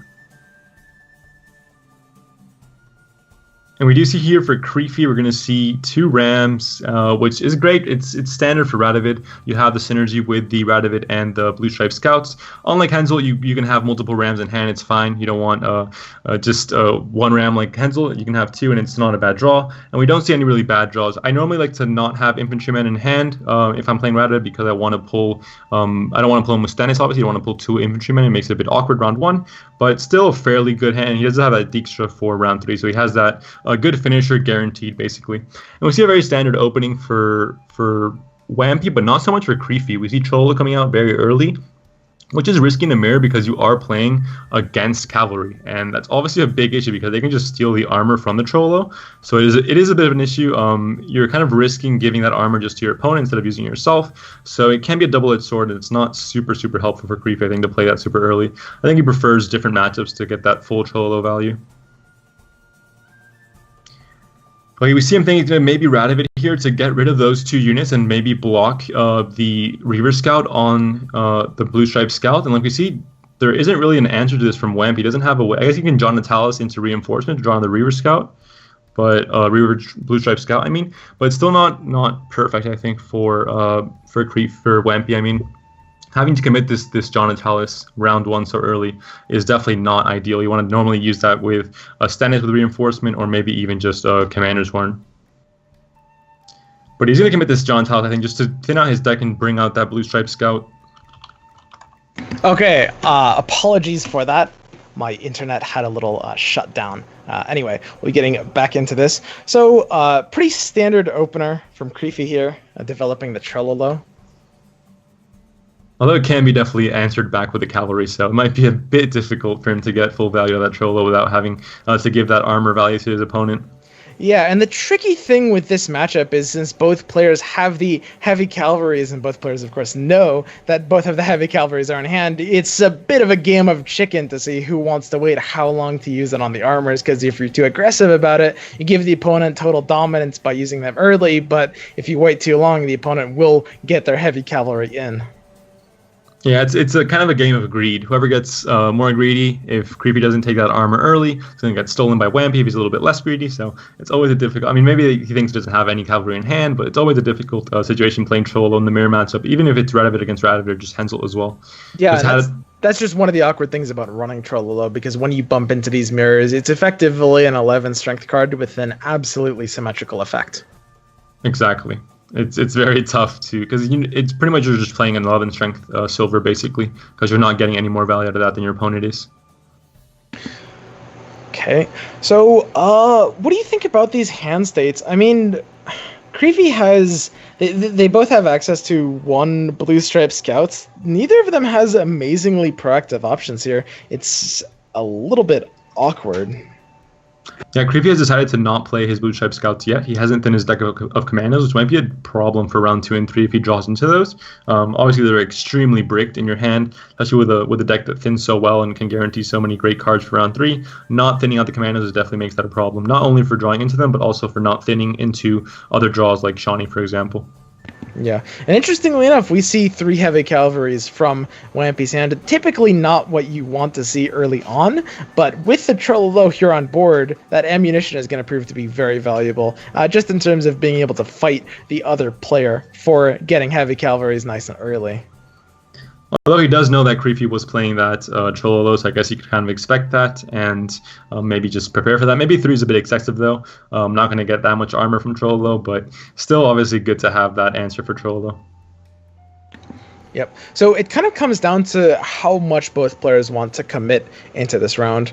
I mean, Creepy has, he's a card down because he lost the coin flip, but he's staying ahead here. And both players have pretty even hands, I would say. I mean, the Natalis from Wampy's hand is very valuable, although most of what it accomplished was just kind of unbricking the hand and giving him more access to the scouts, which you need by default. But both players kind of have their sort of secondary bronze options here. I'm a bit iffy on the infantrymen in hand for both players. Obviously, they're great to use if you need the tempo round 1, but typically I like to mulligan them, not only for the blacklist value, but also because you can freely use Stennis without fear of drawing into the second or third infantryman and then having a dead infantryman in hand. It makes it a bit awkward, but if you are planning to use them round 1 anyway, then it's obviously the correct decision, just to thin out a bit more. Yeah, and neither player has really good access to their golds. I mean, we're seeing one Dijkstra in Creepy's hand, one Natalis on Wempy's board, but the golds are pretty much just locked away on the decks. It's going to come down to who can thin more to be able to draw them reliably. Yeah, and that we just saw a lot of thinning there with not only the infantryman but also the commando. There was second commando, and the question is now: would you use the reinforcement for a blue stripe scout, or would you use it on Stennis? Yeah, that's one of the tricky decisions you have to make here. I mean, it really depends how hard you want to push this. Stennis has a much higher ceiling, but it's very risky. Yeah, because you can still draw into that third commando, so it's definitely not the greatest play. And Blue Stripe Scouts not only thins, but also it's a decent tempo boost with all the boosting on the other units with the same strength, so obviously very positive. And also drawing Stennis now makes it so that if you draw Shawnee, you have that great target for round 3, and that's already set up. Because we do see a lot of dry passes with Rabbit plays in general. They tend to dry pass in round 2 just to have that round 3 with the Dijkstra and the Shawnee, etc. So maybe if you don't play Stennis now, you don't have the option to do it in round 2. But we do see the commando draw here, like we mentioned, the biggest brick it could have drawn, and it draws it. So I think Creepy's not very happy about that. Yep, and this will force Wampy, it'll give Wampy the option to be able to pass because, of course, Creepy needed to be able to stay ahead. The Stennis hit that kind of awkward option, and now Creepy has to go 2 cards down to take it, which isn't great. His one saving grace is having the Dijkstra in hand, whereas Wampy does not, which means if Wampy doesn't draw into something, like Dijkstra or Shawnee, if your golds end up being at the bottom of your deck, and particularly if you don't thin as well as the deck can, you can actually have very, very awkward circumstances. So Creepy still does have that chance here. Exactly, but like we know, we see the gold draws here, but normally in a mirror matchup, if you're going 2 cards down and you don't have a way to regain that card advantage, it's a big, big deal, because if it's not a mirror matchup, you can have, certain plays that create some tempo gaps that give you that card advantage back, but in a mirror matchup, it's normally, possible for the opponents just to emulate your own plays, so it's very hard to get that card advantage back, I think. We do see a dry pass here just to try and force that. At least getting 1 card advantage back, which is something, if you're going 2 cards down into round 3, it's obviously a big deal. Going 1 card, maybe not as much if you have Dijkstra in hand, for example. We see both players with Dijkstra, though, so kind of the same hands a bit. Yep. So Wampy is going to have 1 more card here, and that could just make the difference. Creepy does have the Hailstorm, which can be an upset in this matchup, but at the same time, Wampy's played against Creepy's deck before. So Gwent Finland knows that the Hailstorm is a threat here, and they can easily avoid stacking too much value into it. So the surprise factor is out the window. Exactly, and with the chance to be able to have kind of that last say, it's possible for them to play around Hailstorm a bit and play their last cavalry at the very end of their commander turn, for example. So they have a chance to play around that, but still, Creepy has a lot of kind of bricked cards in hand, like that Blue Stripe Scout, obviously not buffing much at all, so not going to get much value from that. Yeah, we're going to have to see how he plays this out. It looks like Wampy's hovering the Death Mold there, which you can't really... Ooh. Is he going to commit it early for a rain? So he goes for a proactive rain. Obviously, Wampy not having great proactive options in hand. It looks like he wants to save the Naneki for a little bit later. One of the cute things you can do in this matchup, of course, is you can Naneki an additional Blue Stripes Commando because the other player is playing the Dijkstra, which is going to pull it out. Well, that's always risky if you have to play your Dijkstra before your opponent and you draw into that commando. It makes for some very awkward situations.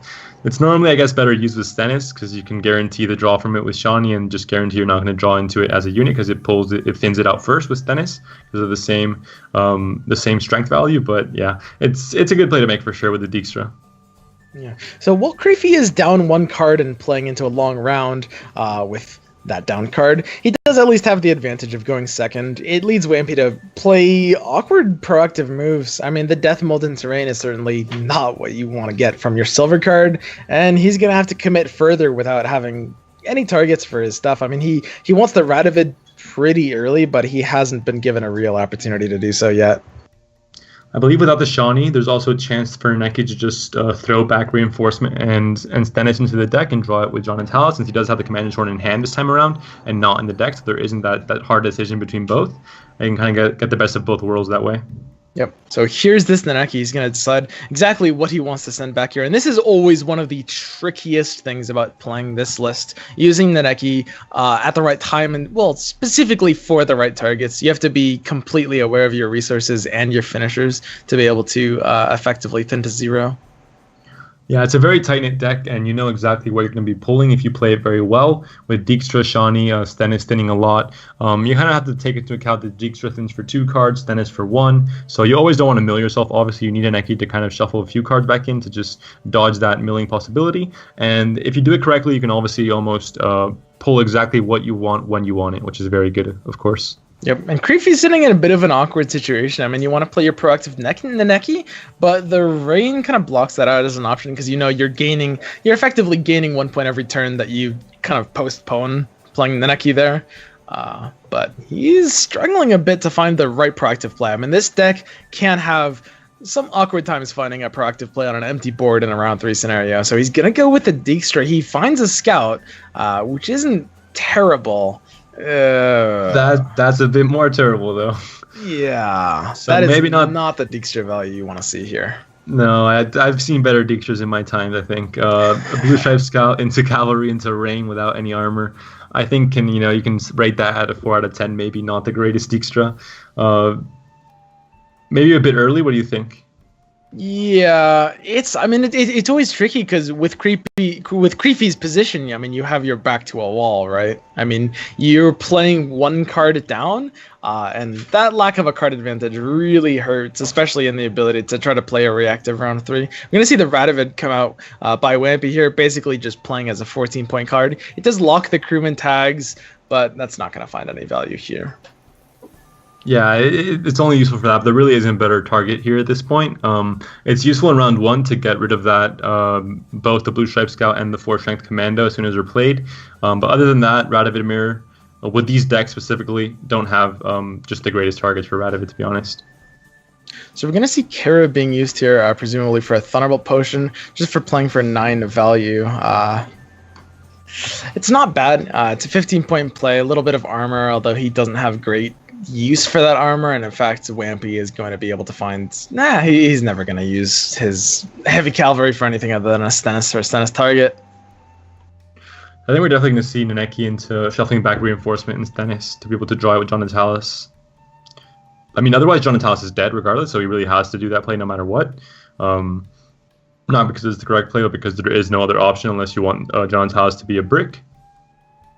Yeah. So Creepy's saving grace here is going to be this Hailstorm coming out from hand. I mean, there's a lot of power on Wampy's Seadro, and it's only going to get bigger as he commits perhaps that second heavy cavalry. Now, Wampy has the last play, so he's going to be able to save Dijkstra or cavalry to be able to, dodge some Hailstorm value, but this Hailstorm will swing for a good amount of points here.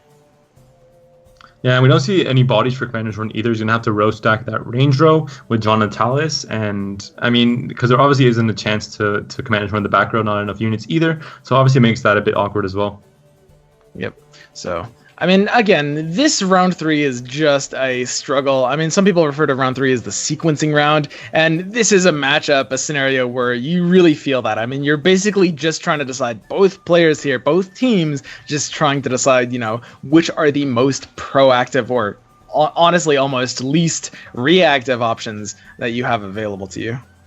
So we saw a very odd Commander's Run there. On only 3 units, not the ideal Commander's Run. You normally want to get at least 16 to 20 value out of it. 12 is a bit cutting it short for such a greedy silver card. I think normally want to get that full value out of it. And he's going to just Neneki the Commander's Run, I suppose, with John Natalis, so that's why he used it so early. But even then... At the same time, you're basically just getting an additional 12 points there, right? And you're locking yourself out of the ability to try to horn for more. I mean, I guess he has to, but it's very awkward. He has to be banking that Wampy doesn't have access to his golds, the Dijkstra, the Shawnee, but the Dijkstra is going to come down, and I think Wampy just ends up outvaluing this one.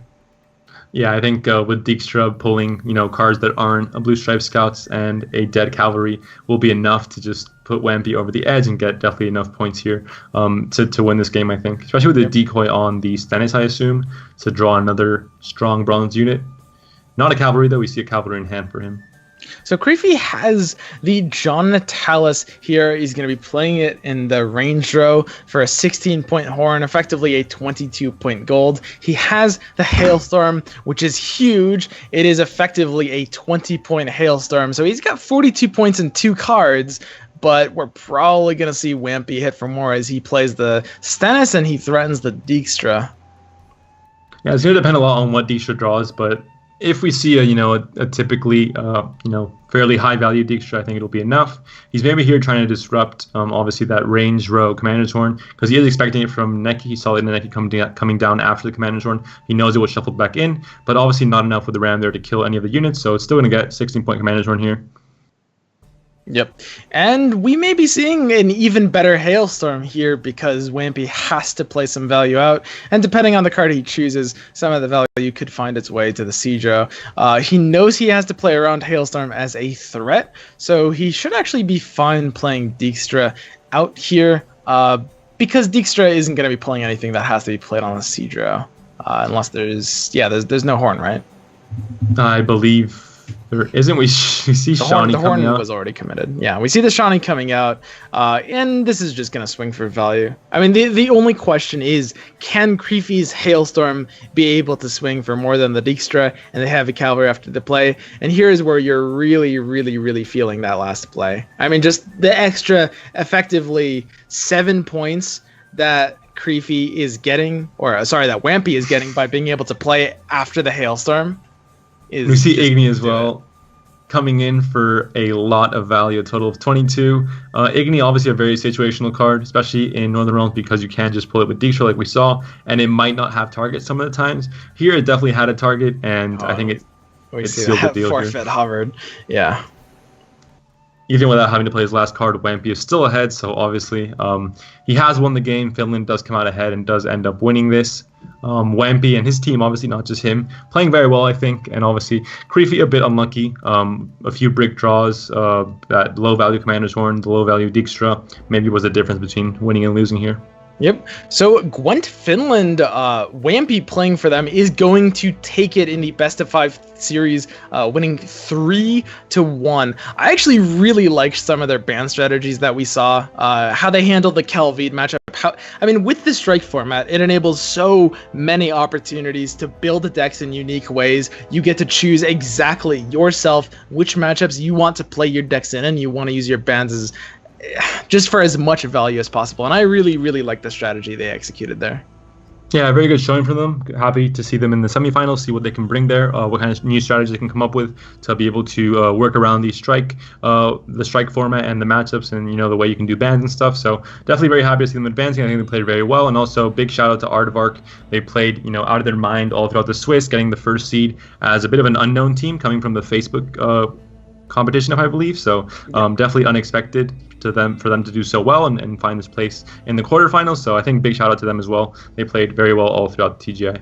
Absolutely. We are at the last stretch of an ongoing 6-week tournament. So anybody who has gotten this far is a very, very proven team. But I would love to hear what our hosts, Jaggeris and Agadon, had to say about that matchup. Thanks, Swim. And wow, that was a bit of a surprise there to see Aardvark falling down finally after kind of demolishing their way through the weeks leading up to this one. So, what do you think about that, Jag? I mean, I wouldn't say it was a stomp, but it was maybe a little bit of a womp. So shout outs to Team Finland and their play. I think that, Team Aardvark going into it, they maybe had some bad RNG. Some of those draws in the Monsters game, for example, weren't so great. That Dijkstra in the final game drawing into more or less nothing was, quite painful to see. But then you have to question, they went into the matchup with Brewer without any weather clear.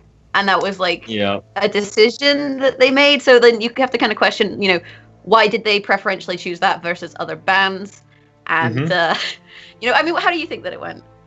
Well, yeah, I mean the option to they had the option to ban the Brewer, and I guess they thought that they could get away without having weather clears, but the Gold Weathers put out so much power consistently because of the movement that Scoia'tael has that you just can't really afford to disrespect it, I suppose. And yeah, Aardvark did have both DJs they played when they were running their Radovid deck were quite disappointing. Didn't help, and also no Shani ever. A little bit sad. But having said that, Finland did play really well, and as Swim was saying, their overall strategy, utilizing the strike format, seemed to get them through. Yeah, I mean, there were a lot of mirrors. Like the Radovid mirror, the Calvier mirror, and those games kind of come down to like little deck building tweaks, I suppose, and then overall who kind of just draws the better cards a little bit and who sequences better. So Aardvark, like winning the Spy mirror, and then losing the Radovid mirror, it was sort of came down to draws a little bit, I felt like. And the other games were all really interesting to see. So yeah, that's fair. I think the Monsters match was, for me, the kind of kicker. Like, you're going up against Brewer. I feel like if you don't expect that to be weather, I mean, what else could it have been? Dwarves, I suppose. Sometimes you see Marauders, but even then, like, it's a movement deck, so it automatically is good against Dagon because they can move your Ran Warriors around. Then if you have Drought, that's going to like mess up all of your eggs, and then you don't even have a buyer to kind of deal with it. So, even though they had bad draws, we didn't see a gold card until right at the end, and then it was Woodland Spirit, at which point all the Harpies had been thin. So I mean, I was with the chat. I was hoping for the Renew draw, just to be that cherry on the catastrophe that was that game. But even if they had better draws, I still feel like that's a matchup that going into it is quite a difficult one, and maybe that's one of the things that cost Team Aardvark their win. But congratulations, obviously, to Team Finland. They now go on to face, I believe it's Team Pixie in the semi-finals, which will be broadcast on Thursday. So if you guys want to see how this continues, then make sure you tune in on Thursday. But we do need to briefly mention donations. So how can people support the prize pool, Agadon? Well, you can donate. And all donations go straight to the prize pool.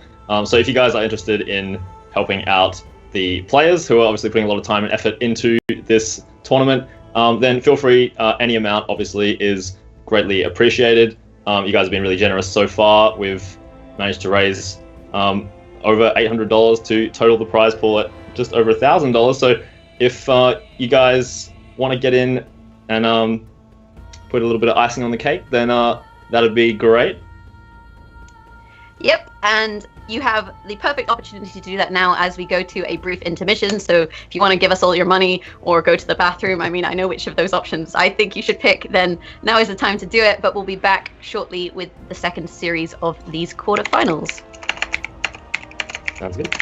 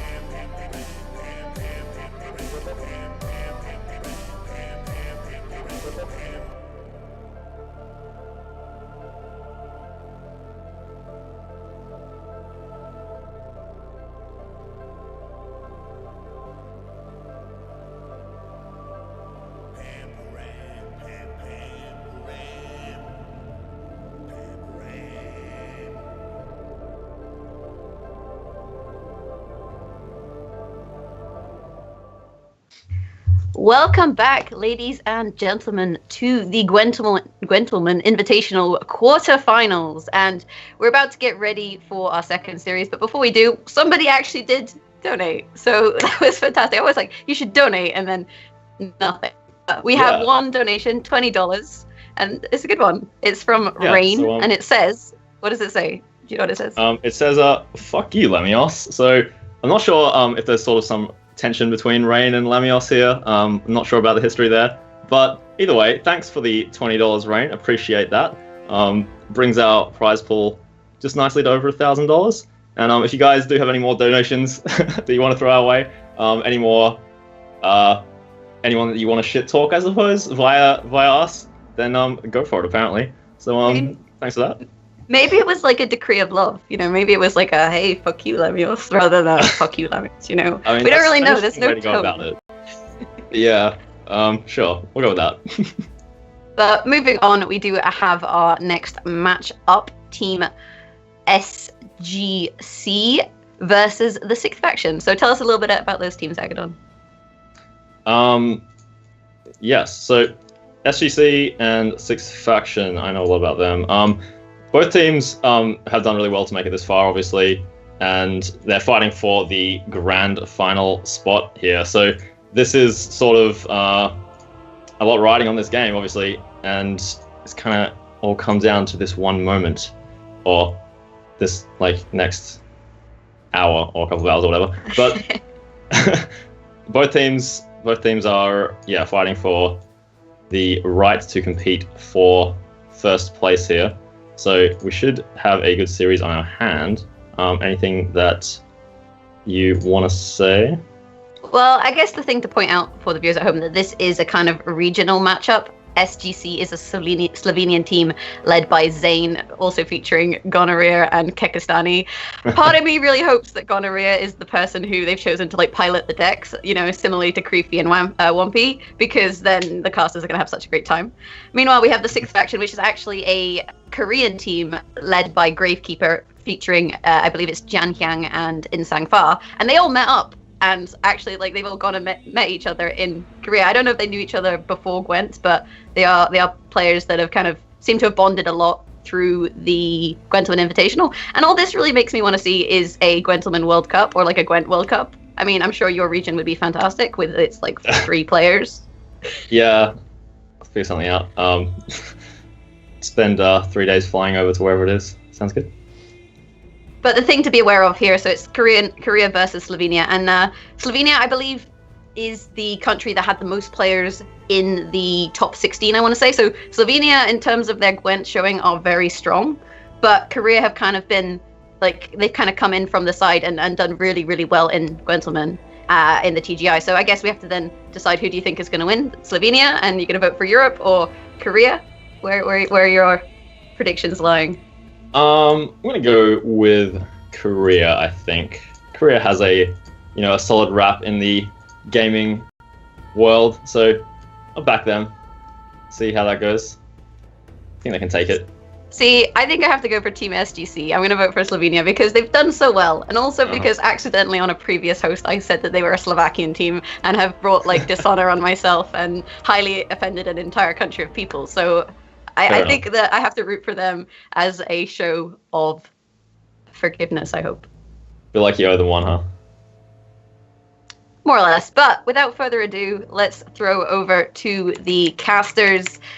We have Impetuous Panda once again and Swim to take it away and take you through this series. Okay, Panda. Anything you have to say, or should we just get right into it?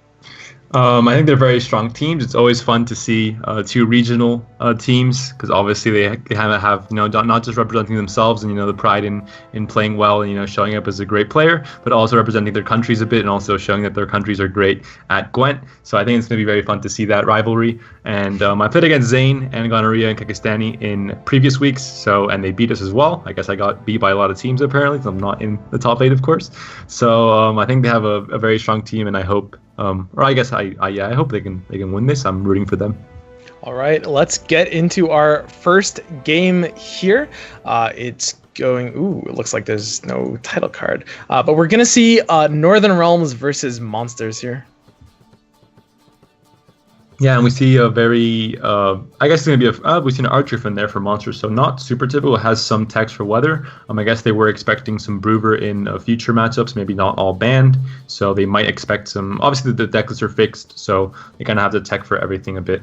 But yeah, we just see some standard mulligans here. Obviously, Monsters can have a lot of bad cards with Harpies and Neckers and Foglets, and you want to get rid of all of those when the game starts.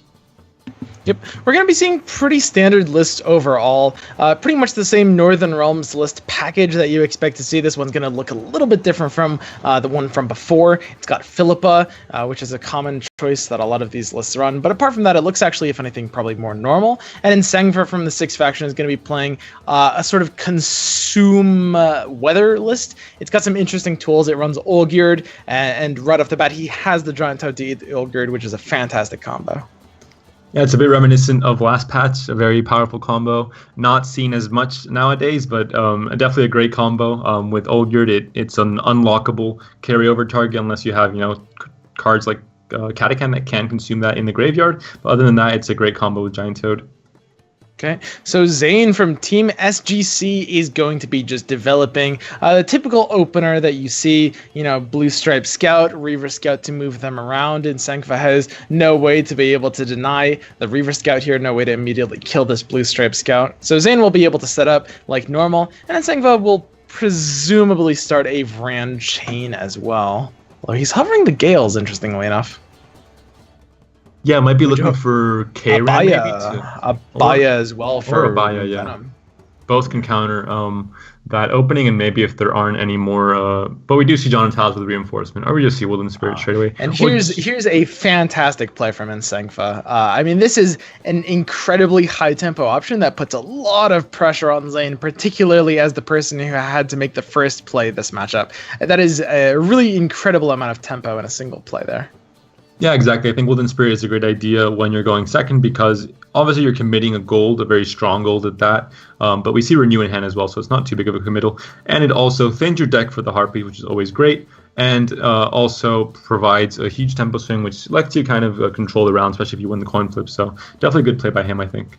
Yeah, and Zane is already not really looking at great options. He needs to be able to stay ahead of Nsangva, but he already can't. The Philippa is just hitting low strength targets, and this Fog is ticking even more. So Nsangva has the pass, if he wants it here, to force Zane a second card down.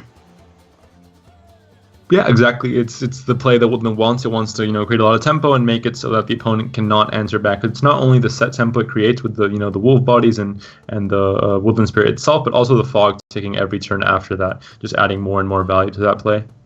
Yep, and even if Nsangfa decides to stay in this round, he's got a good situation going on him. He can draw the round long with a Vran train, and the Philippa isn't going to be achieving great value here because, of course, there's all these one-strength bodies on the board. Electing to Vran the range draw, which is going to do a lot in terms of denying Philippa value. If he started eating those wolves, this Philippa could actually hit good numbers. Exactly, yeah. But also, maybe you want to just Stennis here and thin, but you can also draw into Commando like we saw in recent games that bricked Stennis draw into the Commando. So obviously there's some inherent risk with playing Stennis so early. Yep. And Zane is still struggling a little bit. I like how Nsangfa elected to not pass there. I think with this slightly different variant on a different list, you would go ahead and take that early pass. And typically, the rule of thumb for players in general is to take a pass if you can force the second card down. But in this situation, against this matchup, and as the consume player with the Vran to establish, you do want to draw this one out long, especially since that weather just can't be cleared. We do see the safer play here, bringing out that last command of that last Blue Stripe Scout onto the board, and that way doesn't break the Stennis draws in the future rounds or future plays. So obviously, Zane preferring to go with a bit of a less riskier option and still enough tempo to stay ahead now. Yep, and one of the kind of awkward things about Zane's development here is his battering ram is pretty low on targets.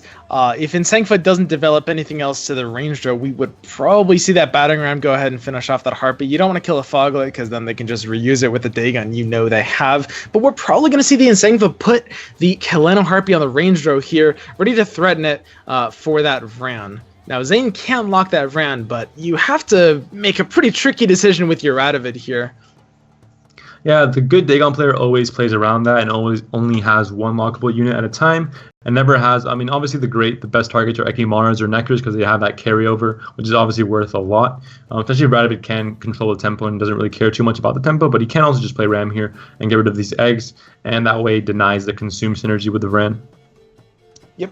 The Ram is going to just go ahead and stop both of those eggs, and he's actually staying ahead of Insengfa here. Insengfa is playing a little bit slower, just trying to develop his value into future rounds, and he's ready to use this Olgierd and Toad combo as well. He doesn't necessarily want to commit himself out of the round until he's done that, and now that he's thinned his list a little bit so he's not drawing into Harpies as much, he may just be ready to. Alternatively, he could Ekimara the Foglet, which gives him an avenue to reapply Fog and reapply that Foglet. Yeah, if he wants to commit for a long round, that's definitely a route to take. You can definitely get that Ekimara, which gives you that assurance that you can't be dry passed on in round 2, which is always fantastic, and also just pull the Dagon after. But we do see an early Dagon without the extra Foglet, which I guess is fine. I mean, he doesn't want to commit that Ekimara just yet, I assume. Yeah, playing the Ekimara would play into the Radovid. You really want to allow the Vran to eat as many units as possible before you give the Radovid a second even viable target. And we do see the Commander Throne coming out early with John and Talus, and we have the Marigolds to counter it. If he wants to just trade Marigolds for Commander Throne, he can do it now, but he might want to keep that for round 3. What do you think is the correct avenue to play here? The question Insengfa is facing right now is, okay, so if he Hailstorms, he will get ahead of Zane. The question he's asking himself is, can he stay ahead of Zane for the rest of the round and bully him out on even cards? And I honestly think the answer to that is no. He has some pretty low tempo plays here. So I might slightly favor the proactive play here with something like a Toad, but he looks like he might be going for the Hailstorm. I mean, with a Hailstorm, you can get some decent tempo with Giant Toad into Olgierd, and those Ekimaras aren't going to be the greatest tempo, but they still get a lot of carryover for round 2. So if he can end up winning this round, maybe with the Ekimara consuming the Woodland Spirit and renewing it, for example, if he wants to really commit, he can go into round 2 with a lot of carryover and uneven card, which is obviously a very, very big deal. Yeah, if Insengfa can stay ahead on points for the rest of this round, he's going to get rewarded because winning on even cards is huge in any matchup. So we see Zane here, a little maybe not sure how he wants to play this out. I mean, you do kind of want to Stennis earlier at this point. He could Stennis for an infantryman, and we have seen the Hailstorm developed by Insengfa, so you typically don't expect to be punished for stacking too much more. The Stennis will almost always, at the very least, quite often pull the infantryman out here, so he has that access to a high tempo play. The problem here is if you pull infantryman out and Insengfa is able to play carryover while still staying ahead in tempo and doesn't give Zane the chance to lose it a card up because of the coin flip loss. It makes it so that Zane doesn't have an answer to that carryover in round 2, because normally if there's a 6-point Ekimara, for example, in round 2, he can then play Infantryman for an 18-point play and then force either Insengfa to a lot of tempo or into just getting that card advantage back. So it's a way to regain card advantage, basically. But he does commit the Infantryman here. Yep, and both players are perfectly aware of this Radovid and what it represents. Zane is just patiently waiting for a second target to present itself in the form of a Vran, an Ekimara, or a Necker, and Insengfa is likewise patiently waiting to develop that second target, just making sure he gets as much out of this Vran in terms of empowering his Neckers later as he can. And like we said earlier, there is now an unlockable carryover target in Insengfa's graveyard, which Zane cannot interact with the Radovid and has no way to be able to lock that. So even if Zane does end up winning this round and card down, he cannot dry pass in round 2, and he doesn't have a spy to play either. Most Radovid decks don't. So he will not be able to get the card advantage back unless he can severely out-tempo Insengfa in round 2. Yeah, and that's going to be pretty tricky. This Philippa doesn't really find the value that you want Philippa to find in this matchup. There's a lot of one-strength units, and there's not really any great removal potential. And the Radovid itself is just getting denied by Insengfa, not allowing it a second target here. Exactly, and even if he tries to equal out the tempo around 2, we do see a lot of options with Renew, for example, although it's used now, and Neckers and Ekimaras to be played around 2 as well. So it's very tricky for Zane, I think, having lost the coin flip. Okay, so we're going to see the Renew on Gales pulling out the Karen, eating the 6-strength armored Temerian Infantryman. A pretty great play. It does deny a future armor removal target, and at the same time swings for value, empowering the Neckers, and not giving Zane that Radovid target. I mean, look at Insengfa's hand here. He's been holding on to every single Radovid target card here, and this Vran has been able to eat... I believe 5 or maybe, this is going to be 5 different units from that, which is just great. Exactly. And now Zane has to commit these golds to win this round. Not even to win this round on even cards, but to win it 1 card down, and with having to face carryover in round 2 as well. So I think it's definitely not the greatest position for Zane. And he's also getting bullied out of that Radovid because there is no targets for it, so he can't be played either. Yep. We're going to see the Philippa come out here. This is going to be a bit of RNG. There's a lot of units on the Insengfa board, and they're either ones or others. Now, the 4-strike Lightning is going to hit a 1, but I think that's it, making that a 13-point Philippa. Not bad, but not really what you want your gold to hit in terms of value. Exactly, and even with using that gold card, he still only gets 4 points ahead, being a card down, and with Fog ticking on your side of the board. Not a great situation, I think. And we do see here, there is a bit of a Radovid bait. Will he take it? If he doesn't, then Insengfa can pass and have a good lead round 2 as well to guarantee he can keep that card advantage. But Zane does take it. Yeah. I mean, at this point in the round, he knows that there has to be a Necker in hand. Well, typically there is anyway. And he knows there's one more Ekimara at a high potential because, of course, these decks run multiple Ekimaras and Doragray, which they often play into an Ekimara. And the Vran wasn't hitting value there either. But at the same time, Zane just doesn't really have proactive ways to stay into the round without committing resources that he needs. I mean, what do you do here if you're Zane? This is a very tricky situation. Yeah, it's very hard. That's why Dagon Consume is still so strong, because of that carryover. It denies a lot of dry passing potential in round 2, which seems like maybe not as important for the less experienced players, but it is a big, big deal in these very close games. Oh, absolutely. I mean, Insengfa is looking at a 10-point Necker carryover and a 4-point Olgierd. That's 14 points already, and Zane can't break that in a single card without using something very committal like Dijkstra or Shawnee. If Insengfa were to win this round, then it might even be 20 or 26 carryover with 1 or 2 more Ekimaras from Insengfa's hands as well. I think at this point, I personally just pass and commit into going 1 card down into round 3 and hoping I draw Shawnee and just hoping that Dijkstra and Shawnee's enough. But so we do see... He goes for the Dijkstra. He finds the heavy cavalry, but there's no armor anywhere on the board. He finds the Shawnee, and he is going to be able to res a Blue Stripe Scout. Yeah, this is the problem with he would have wanted to hit those in the other order. That is rough. That is very, very rough. Once again, we see an underperforming Dijkstra. It's a bit of a pattern now in these 2 series. In the quarterfinals, we see Dijkstra not pulling his weight, not playing those great tunes he normally plays, and falling a bit short here, I think. Yep, and we've got to see this hit a Drowner here just to be able to stay ahead and really, really force Zane out. I mean, at this point, when you're in Insengfa, you see that Dijkstra, that's a play of desperation, and you can just put even more pressure on here. And if this Naneki comes out, all it's doing is trading for an Ekimara, which is carryover anyway. This is... How does Zane win this at this point? Yeah, I think it's fairly impossible, having already used both Dijkstra and Shawnee in round 1. The win conditions of this deck are kind of moot. I mean, not only Dijkstra, not only Shawnee, he used all of his golds. He used Natalis as well. He used all of his golds, ended up still losing the round, and has to face carryover in this next round on even cards. So this has to just be a very clean 2 round here, I would say, unless Insengfa draws just kind of awkward cards.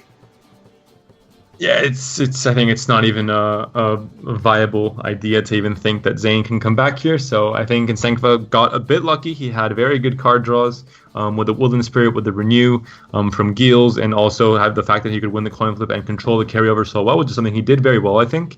But yeah, I mean, the conditions were met for Insengfa to really dominate that round 1, and obviously Zane wasn't very lucky with the Dijkstra either, so...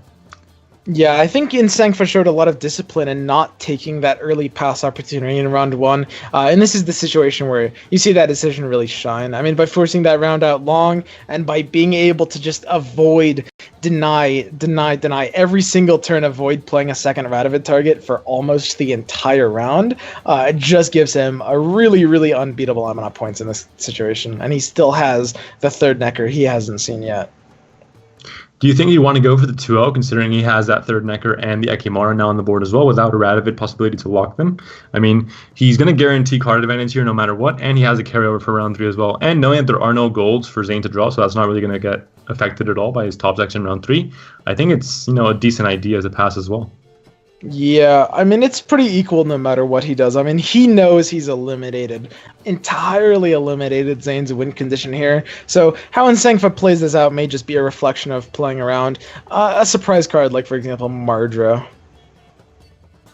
I mean, if he passes now, he's going to go 2 cards up into round 3 with carryover as well.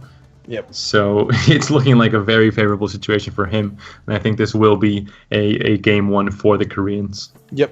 I mean, he's in a position where he can play this out however he wants, honestly. He looks like he wants to play this a little deeper. I think that is the safer play. If there is a lose condition to be found somewhere here, it has to do with this Necker's carryover somehow being eliminated in the form of something like a Mardra or maybe a surprise Margarita.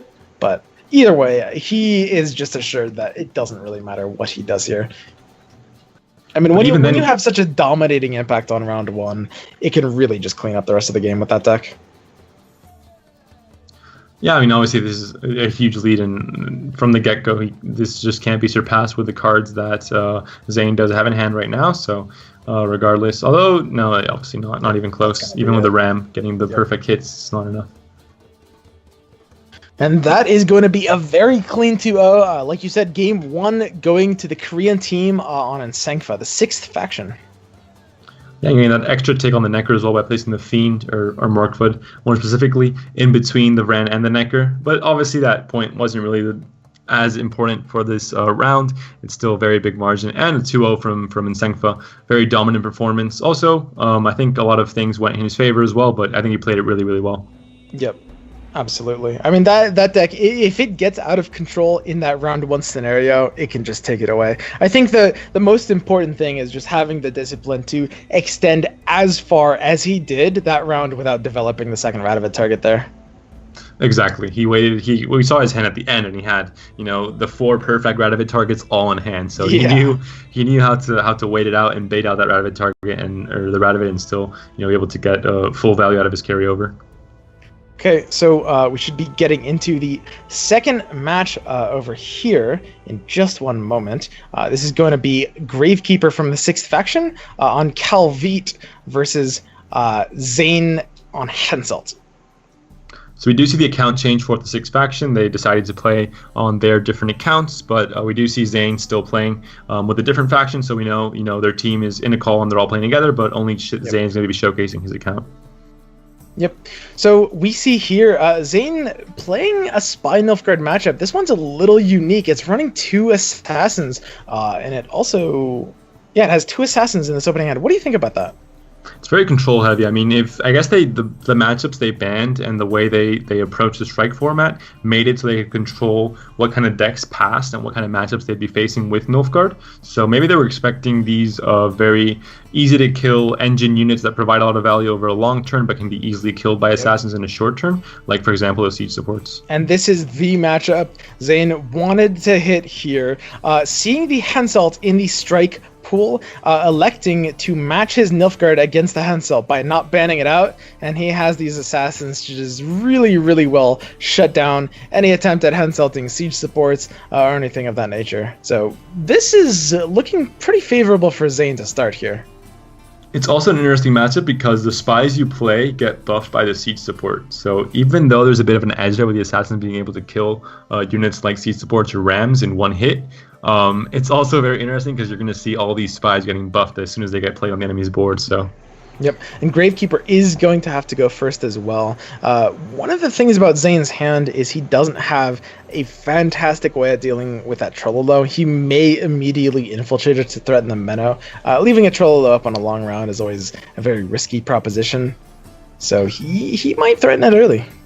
Exactly. Like we said earlier, Trololo, maybe not as wonderful in the mirror matchup or just the Northern Realms mirror matchup in general, but against other decks that don't have answers for it, it obviously gets a lot of value in unison with the cavalry. Yep. He looks like he wants to play out the Impera Enforcers. I actually quite like this play. Because they give you 2 points every time Disloyal Unit is played, it's effectively the same thing as infiltrating it this turn as opposed to next turn, because those extra 2 points will just reduce the value of the Cholo's armor for that one turn, and it means that if the siege support here gets played, he'll be able to assassin and just get even more points on top of that. Exactly. Although we see the Rams here for control, and with Hensel obviously having that combo ready will be very effective in killing off a lot of these brigades and enforcers. It's quite interesting that Gravekeeper elected to play the Ram out before the siege support here. What do you think about that? Yeah, I normally see the siege support first just to get that extra boost on the Ram and make it able to play around things like Assassin and Eskel, for example, because it does go into those green numbers. But now we see Assassin here being able to just take it out in one hit and denying that Hensel synergy. Yeah, although of course the Assassin would have been able to kill a siege support if that had come down as well. These Assassins are definitely going off in this matchup. I mean, this is pretty much the matchup that you want them for. And just denying Hensel value over and over again is pretty huge. It's very, very possible that, you know, depending on how this game plays out, Gravekeeper may have to Hensel for a single target, and you really don't want to have to do that. Yeah, it's also especially interesting because we did see Gravekeeper losing the coin flip with Hensel, which obviously most players know that if you win the coin flip with Hensel, you're in a very, very dominant position because you can out-tempo so quickly with that leader ability. But the fact that you lose the coin flip almost forces you to use it, the leader ability, and then kind of find yourself 30 points ahead and your opponent just passes. So it does seem a bit awkward at times as well. Yep, and we're actually seeing Gravekeeper 19 points ahead and sticking with this Trololo on the board as well. Even after these Assassins are coming out, his double battering ram to quite successfully deny the Impera Enforcers from Zane is going to do a lot for him. Exactly, didn't get much value at all. You normally want to get, in these very synergistic spy decks, 14 to 16 value out of your core bronze units, but at that point we saw the control coming down from Gravekeeper, and he was able to get rid of that Enforcer fairly quickly.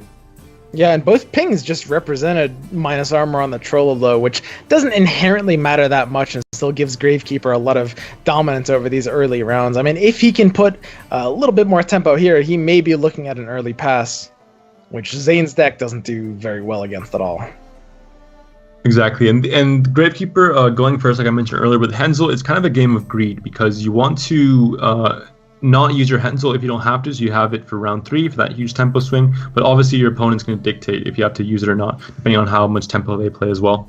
Yep, and there's that second Assassin cleaning up that siege support. Now Gravekeeper's thinking about Shawneeing it, and that's probably something you would do when you have won the coin flip and really want to assert your dominance over the round, but at the same time there's a limited amount you can commit into winning a round one card down, and Shawnee becomes a little more awkward in these circumstances.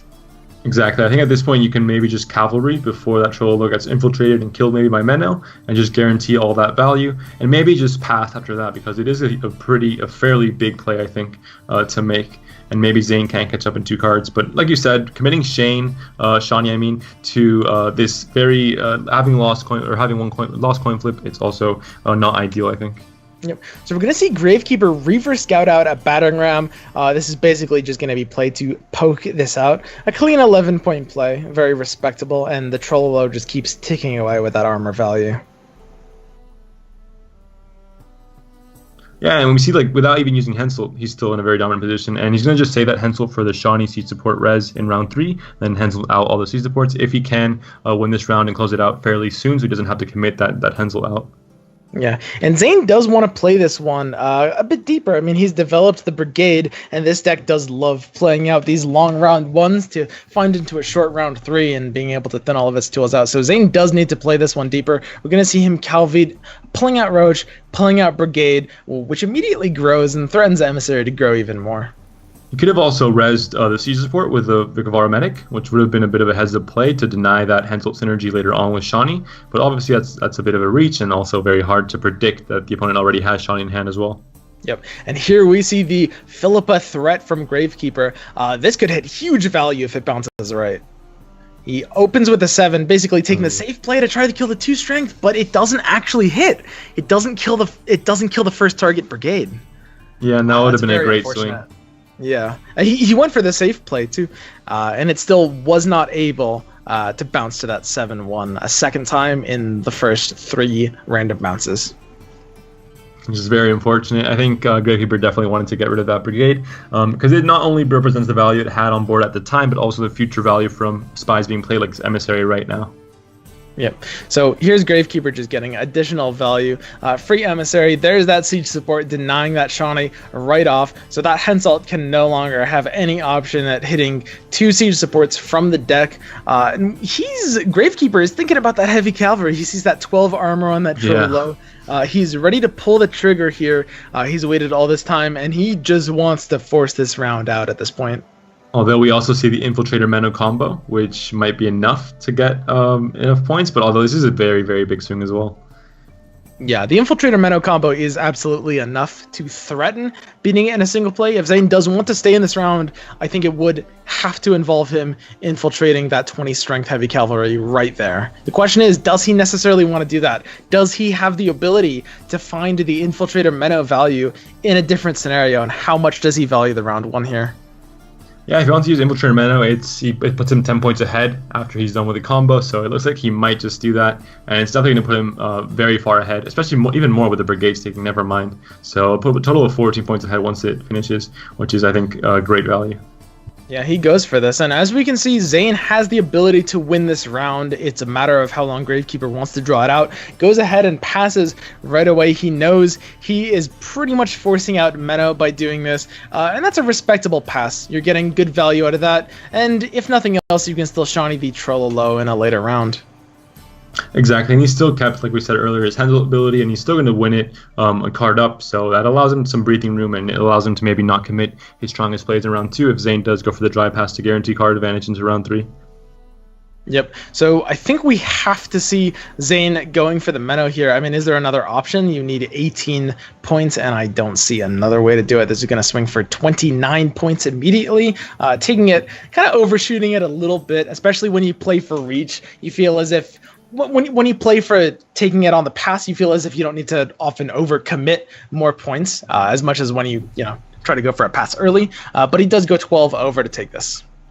Yeah, I think that was the only necessary or the only possible combo he could have done to get rid of that, very high value cavalry combo with the Trololo. So I think definitely correct there. And we do see Zoltan Animal Tamer, not a very represented card nowadays in Pro Ladder and just in most of the decks. What do you think about that card? It saw experimentation. It's seen play in the past because it has the potential for the spy tag with the agitator bird. It has some synergy. It saw competitive play back when Kelvit had the spy synergy leader. At this point, I think most people have been cutting it out of their lists, as you say. I think there's very strong golds that work very well with spy synergies right now, and that's why I think it fell a bit out of favor, I believe. But it has that strong synergy, like you said, with the agitator. Bird or parrot coming out on the enemy's board is enough to get a lot of value, especially with brigades and enforcers on the board. Yep. So we're going to see a pretty good chain coming out from Zane here. Unfortunately, though, he's kind of committed his long round options to be able to get great value out of this chain, right? I mean, you typically want to have found these emissaries early, use them to buff your brigades, use them to shoot with your enforcers, but they're mostly just 2 value spies now. Yeah, and it's always awkward drawing into Enforcer and Nausicaa Brigade when you have only emissaries on the opponent's board because it forces you to kill them, and obviously that restricts your your synergy with the brigades later on, with the Imperial Brigades. So not the best position, but in the end he chose the Nausicaa Brigade there instead of the Enforcer. Yeah, and it'll be up to Zane here how long he wants to draw this one out. He pretty much wants to play this as deep as possible because he has the win on the single play often with, Rainfarn into Joachim or Joachim into something big. He does want to bleed this out and force that Henselt low on options, but he's concerned that if he plays deeper, Gravekeeper might be able to get ahead of him and he'll give up his option to force a card out post pass. So, bit of a tricky decision here. Yeah, if he doesn't commit to the round, then obviously Henselt keeps his best tools for round 3, and those tools might be better than the opponent's tools, or Zane's tools, so obviously not the best idea. But if you keep on playing, like you said, you force yourself to go a card down into round 3, and it's obviously also not the best situation. So a bit of a hard choice there for Zane, I think. Yep. So we're going to see Gravekeeper play his last card out. It looks like he's hovering that Hailstorm. Now, he has some valuable tools in his hand. The PFI is necessary as a Henselt and Commander Sworn target, he will use the Hailstorm, knowing that Zane has the last play in round 3, possibly even the last 2 plays because we haven't seen Cantarella yet, and knowing he's not going to get more value out of that Hailstorm in round 3. I like that play. But also knowing that Joachim still hasn't been played, so there's still, a big unit going to come down and maybe some decent Hailstorm value. But yeah, he was in a position where he had to kind of use Hailstorm because his other options were maybe a bit better or a bit more consistent anyway in terms of value for round 3. Yep, and we see Gravekeeper drawing the John and Talus, which is pretty huge for him. Zane drawing the Asir, which is pretty nice as well, represents putting back the Roach, putting back the 9-strength Nausicaa Brigade, which really just empowers the whole Joachim combo package. And it could possibly mess up your opponent's draws as well, especially if you think Dijkstra's coming, but not so much in this deck, because this deck doesn't really run the commandos like Radovid does, or the Blue Stripe Scouts, but it's also a very good option when playing against Radovid. Yep. So we're going to see Gravekeeper have to open here. Now he's very concerned about the first thing he plays. He knows if he plays something like a PFI and there comes to be an assassin out from either a third assassin or a res on a previous assassin, he could be denied the Henselt option. He's deciding which play he wants to take that risk on. Yeah, exactly. We see a pretty, I think, straightforward Commander's Horn in the front row, I believe, with the PFI there. But like you said, Henselt's still needing to find a target to get good value here. So he's probably going to go for the siege support, I imagine. Or no, because it was stolen. You're right. Yeah. He's going for the... And the heavy cavalry is not actually able to take the armor off of itself anymore when rezzed by the Shawnee. This was actually a change addressed in the hotfix, exactly. I believe. And it's possible that Gravekeeper actually wasn't aware of that, because typically you don't do this play otherwise. Yeah, I believe that has to be why that play was made. Well, if he has more pulled from deck, he can just he's enabled himself Henselt targets now, and he'll still be able to take the armor out with that if he wants to go for the triple heavy cavalry off the Henselt. Yep, that is true also. And I guess we still see the Commander's Horn value in the front with the PFI bodies plus John Natalis plus the Henselt himself. So there's still that possibility for the full value with Commander's Horn. So there's the Asir for the Roach and the Nausicaa Brigade. Roach is offering free value as soon as he plays a gold. Nausicaa Brigade offering a chance for the Joachim to be able to pull into it to, of course, represent huge value potential. Because, of course, it's already been buffed by its first time being played for base strength. And you think Zoltan pretty much gets the same. It's going to get value for sure if Gravekeeper plays in the Commander's Room, because there are going to be a lot of bodies lined up in a single row. So there is a guaranteed Zoltan value for Zane as well, which I think he's pretty happy with. Yeah. One of the minor awkwardnesses therein, though, is that it's very tricky to properly deny the Commander's Room bodies themselves with the Zoltan, because while you're removing a few bodies, you are adding one as well.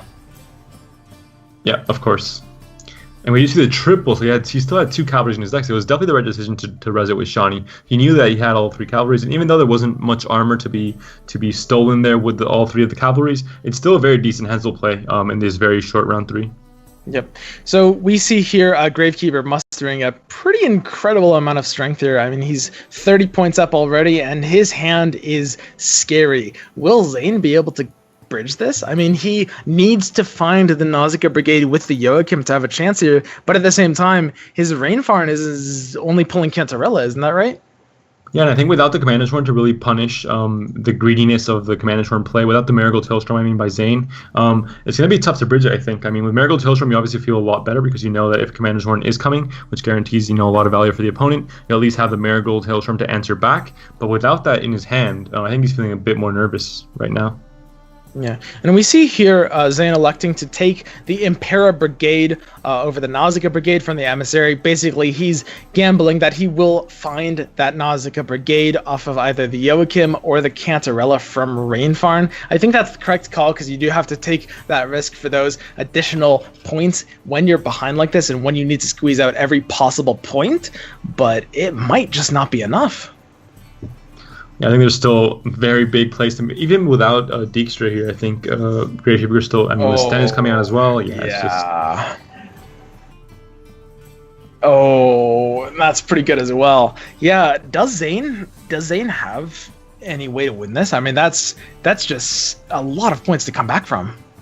It looks like Gravekeeper decided to play Shawnee into the cavalry and then the Hensel combo before the Stennis just to get that extra cavalry body out. Do you think it was beneficial to play the John and Talus Stennis combo first and then draw into just one cavalry, but you have the extra armor there to pull? It easily may have been, but I don't see a way it would. Ooh, the Cynthia though. The PFI is always going to be played first, and the Cynthia won't have anything to reveal. I think that just sealed the deal. If Zane had some possibility to come back here, I think Cynthia being a dead 5-point card is really just not going to be helpful here. Yeah, that's going to be very sad for him. The PFI is always going to come down here. Zane's always going to play the Cynthia immediately, and he is just going to be disappointed when he learns that that card is a Commander's Horn and he's not growing his Cynthia at all.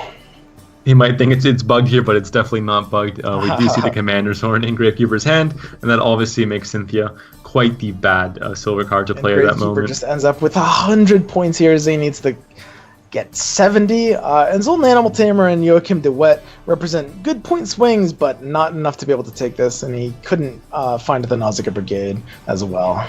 And again, we see the Enforcer coming out for the Jakim, which isn't really what you want to pull. You want to pull that Nausicaa Brigade for the big swing, because the Enforcer is more of a setup card. So again, not the greatest pull, and just not enough points to be able to win it here.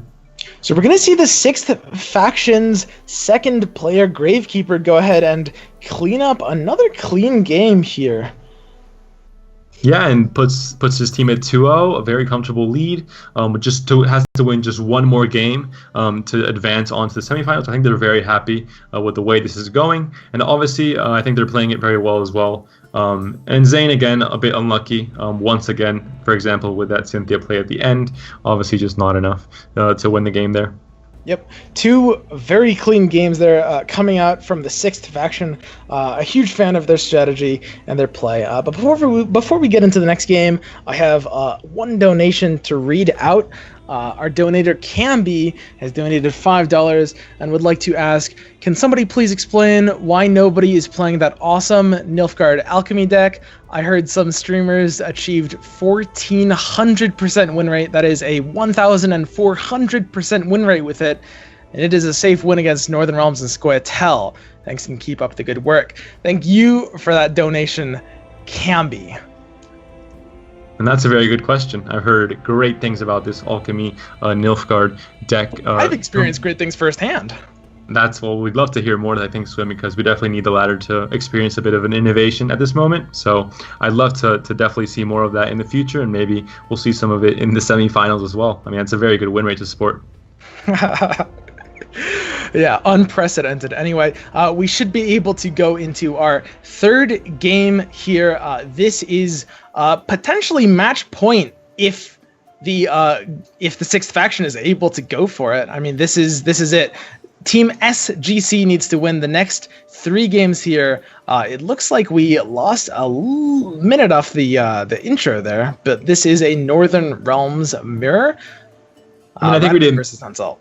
We didn't miss much, I think. We see a very, very standard opening. I think we can all fill in the blanks of what happened up to this point.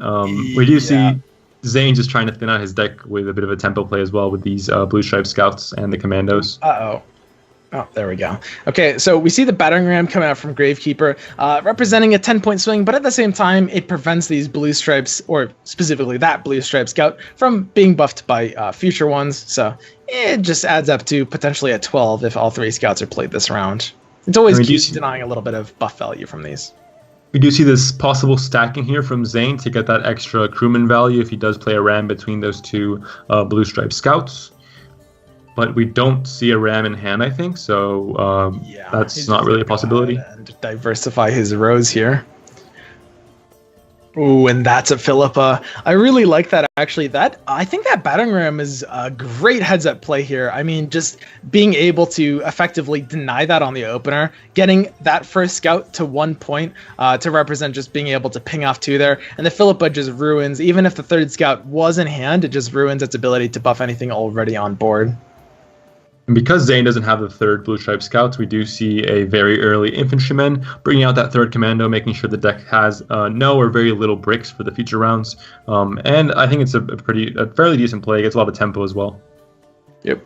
So we're going to see Gravekeeper just slam out the Henselt. This is a pretty early Henselt. Typically, you like to have the siege supports out first, but it's also going to represent a pretty ridiculous point swing from the perspective of winning the coin flip. And when you've won the coin flip, smashing that tempo with that Henselt is a huge threat, and it can force Zane to not really have any real options here. I mean, is it even a possibility to catch up? He would have to commit Philippa, and that's RNG as well. Yeah, we can see this is one of the problems when Henselt does end up winning the coin flip. They can produce a lot of tempo and still win these rounds on even cards, which is obviously a big deal. And we can also see that Igni is very much not in the meta, or else maybe he would have not stacked those Rams the way he did. But he's obviously not very scared of Igni. He's a brave man. And yeah, like we said, he's in a very good position right now. Yeah, I mean, Zane is going to have to sacrifice value if he wants to stay ahead of here. He might go for the risky Philippa. I think he might have to here. We're going to have to see how these bounce. If it hits his Philippa too early, it might not be enough. Okay, it's just enough. Just enough. He ended up losing a 15-point swing with that Philippa because it did bounce to the 3 strength right away. That was a risky one there. But again, using a gold card to creep into this round by 1 point, being a card down, isn't really the ideal situation. I think Zane is still pretty discontent with this start of the game, and he does have the Commander's Horn possibility now for 20 points. But obviously, for the most part, Gravekeeper can normally answer back in just that same amount of tempo. Yeah, Gravekeeper just has pretty great control over this situation. I mean, forcing these options out for less value than they like is always going to be valuable. The Death Mold is going to come down and shut down this siege support. Gravekeeper has the Shawnee option if he wants it.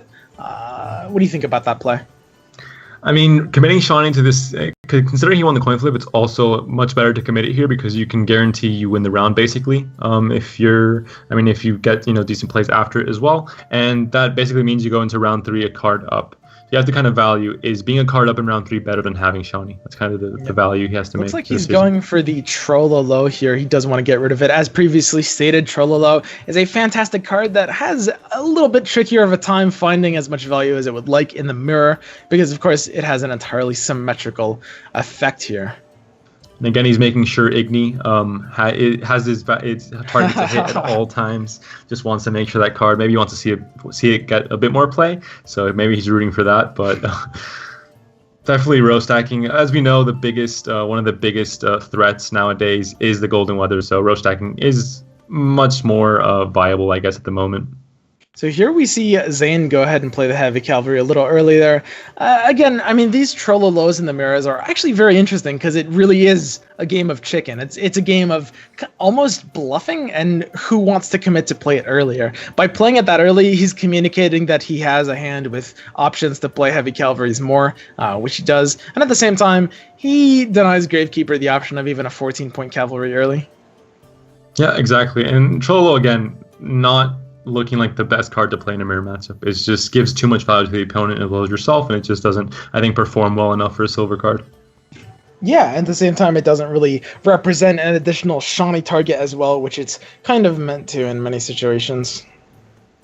So here we're going to have to see Zane try to keep up. He has to dump this Commander's Horn if he wants to. Yeah, exactly. And it's a card that you kind of don't feel too bad playing in round 1 because you do have the Naneki to shuffle it back into your deck to draw it again. So maybe he doesn't feel too bad committing such a great high value card into this round 1. And obviously he's kind of in a position where he has to do so because he doesn't want to win this round. He doesn't want to lose this round on even cards, obviously.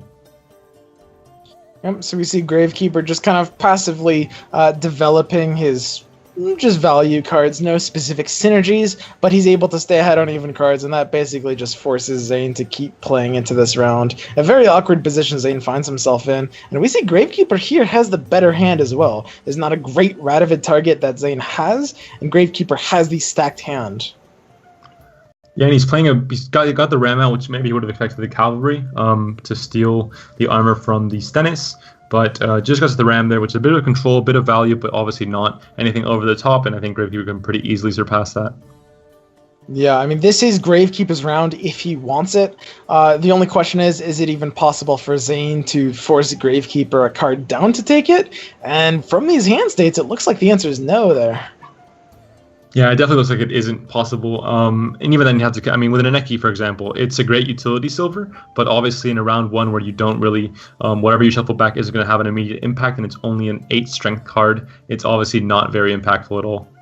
Yeah, I mean, between these matchups, the Radovid deck has the advantage if it can find a lock target, and in a shorter, more combo-oriented round, perhaps. But the Hensel deck has the advantage in the drawn-out round, where you can get value out of your cards over time, and out of the Hensel deployability, which is gigantic, compared to, in this situation, the Radovid's 14 points. I think we also have to highlight the coin flip, also going for Gravekeeper on this in this game, which obviously is very, very beneficial, especially for Hensel, I think, more than any other deck, because it allows him to play his very high tempo combos, which are normally punished by a pass in other matchups if you do lose a coin flip. But in this case, he can play that very high tempo Hensel leader ability and still be able to win this on even card, which is great for him, I think. Yep, and Zane is realizing there is no way to possibly stay in this in terms of trying to at the very least, give up round 1, forcing Gravekeeper to go a card down. He knows Gravekeeper is always going to match him card for card and stay ahead of him on those even cards, and he just has to bow out at the round here, which gives Gravekeeper the ability to instant pass and go to round 3, 1 card up if he wants, or play into this round and take a shorter round 3. But as the Hensel player, I believe you would go for the instant pass here. Yeah, I think definitely. Is there also a discussion here to make for Zane if he knew maybe he was going to get into the situation regardless, and he knew that he wouldn't be able to bridge the gap between the two boards? Do you think he should have passed earlier to make that extra card not as big of an issue with a longer round 3? Yeah, I do. Ooh, and Gravekeeper actually goes for the early pass. He's going to be playing for card advantage here. Zane is going to have to play 1 card down, but on top of that, playing first in the round 3. So it's almost playing 2 cards down. Yeah, it's really a terrible situation for Zane, I think. And the fact that it's such a short round as well, only a 5-card round 3, makes the average value of each card worth a lot more than over a long round. And having, missing a whole card there is obviously going to be very noticeable for Zane, I think. Yeah, we may be looking at a sweep here for the 6th faction. This is a very unfavorable situation for Zane to be in. Yeah, I mean they mean business. They came out really strong. They've shown a very dominant performance, had a bit of luck as well here and there, but I mean it's definitely looking like a very strong performance from them. They might just get, like you said, the 3-0 sweep, which would end the series a bit prematurely, I think, for the Slovenians. And this is not the proactive hand you want here, as we've seen prior to this. This deck has a really, really hard time finding proactive plays on an empty board in round 3. I mean, you need to be able to Shawnee a Stennis if you want that. We also do see Dijkstra in Zane's hand, and it is missing in Gravekeeper's hand, which might be an important thing to note for this round. But, I mean, considering the Dijkstras we've been seeing today, maybe it doesn't matter too much. Yeah. I mean, he's considering what he wants to send back here, what he wants to get. He knows he's only seen, I believe, 1 siege support out of Gravekeeper, so he realizes there's a decent chance we're going to see an opener with one of them, and he may try to Dijkstra to zap it outright if he can find into it. He needs to achieve pretty much maximum value here if he does want to play for this round 3. Talking about the Dijkstra, we also see the Marigold Hailstorm to kind of counter, that huge tempo swing from the Dijkstra. And considering the card advantage that Gravekeeper currently has, that Hailstorm is going to find a lot of value. We're going to see reinforcement. This has to hit Stennis, and he's hoping for Stennis. Oh, he didn't return the Stennis. He's hoping to Dijkstra into Shawnee. He has to be. But even then, this Natalis is a bit premature. It's a little strange. He doesn't really have options here in this case. I mean, he's got to go for the battering ram. He pings the siege support, although that doesn't threaten too much, I don't think, because the Radovid is still going to lock it either way. And now it's interesting to see if Gravekeeper waits here and doesn't play a second lock target, so he can kind of bait Zane into having to decide to lock it now or lock it earlier and wait and let that siege support get a lot more value. Yep. And Gravekeeper's just going to go ahead and cleanly play out his combo here. The Stennis into the PFI with the siege support buffing everything. He has the 2 heavy cavalries in hand for the 2 armor targets, although we'll probably see one from Zane coming out. And he has the Shawnee and the Hailstorm. Pretty much everything he needs to be able to clean this one up. Yeah, I think it's looking very, very favorable for Gravekeeper. And like we said, Siege Support's still not locked, and already it got a lot of value from those PFIs and from that Stennis being played. Obviously, cards that tutor out more cards, and that just generates even more value. It's not just one single body coming down. Yep. And I think the Radovid needs to be played as well. Every turn he doesn't play it, he's simply losing value to that Siege Support. Yes, especially at this point, even if you lock in, there's another Siege Support played. Because there's so few turns left, it doesn't really matter. You should have just locked it anyway at the start. But so yeah, we definitely see the Radovid coming out now. And Dijkstra will have to be pretty much the greatest Dijkstra that anyone has ever seen. If the Dijkstra pulls, it has to hit, what, Shawnee and... I'm not even sure what the second option is. It could be a decoy for another Stennis. It could be a Death Mold, but there's not really a great zap target here. There's not really a second amazing Dijkstra target here after the Shawnee. Yeah, I think it's looking quite grim for Zane. I think, he has a Dijkstra, so he has some hope. It's obviously not, it's not a bronze unit. It's not a battering ram. It is, a gold unit that normally swings for a lot of points. But in this situation, I think he might be a bit worried. Yeah, so we're going to see Gravekeeper's play here. He's actually hovering over the heavy cavalry. Looks like he wants to play it proactively here. That's interesting. So he's basically denying Zane's ability to play the heavy cavalry first. He knows if he played the Shawnee first, he would give Zane the heavy cavalry option here. He knows to expect a Dijkstra into Shawnee or a Shawnee into Stennis, and he's playing around the option of empowering the opponent's heavy cavalry by playing his own heavy cavalry first. Yeah, it's a very heads-up play, I think, because Shawnee, if you don't get Stennis into a cavalry and take the armor yourself, you're basically just giving your opponent the chance to get his own cavalry to steal that armor, like we see here with the Dijkstra. There it is. There it is right there. That he just denied him 5 points by playing his heavy cavalry, which had no option of finding value here before the Shawnee. So yeah, I really like that play, and it just seals the deal on this game. It's just the cherry on top. He doesn't even need the Hailstorm to be able to take this. So the 6th faction is going to get a very, very clean 3-0 sweep against Team SG3. Yeah, it's very surprising. I think, both teams came in very strong, obviously, to get to the quarterfinals of this, absolutely huge TGI event with the Swiss, and then the single elimination qualifiers as well. Is obviously very, very tough. But yeah, they showed up very dominant, able to get a 3-0 win on a team of this caliber of Zane's team is obviously, I think, something very commendable. And I think both teams played very well. But in the end, the Koreans played a bit better and maybe were a bit more lucky as well. I think the coin flips also had a pretty big impact in the games. But in the end, yeah, we see the Koreans coming out ahead. Yeah, I really like a lot of their plays. I saw pretty much nothing but very, very solid play from the 6th faction. I can't at this time remember a single decision of theirs that I disagreed with in any way. Yeah, that was just very, very solid play from them. Yeah, maybe we saw some heads-up plays like the last one there with the cavalry coming out before the Shawnee, for example. So they're definitely on top of their game. Definitely know what they have to do to win these games, to close them out and get a bit of a better edge or just over the enemy team. And I think they played it really, really well. Okay, so we're gonna throw back to our hosts here, Dragaris and Agadon. What did you guys think? Thanks, Swim. Interesting series. Seeing a 3-0 this deep in the tournament is a little bit unexpected, I suppose. So Korea prevails, which means that we're going into a Korea versus Finland grand final on Thursday. No, we're not. We have semis.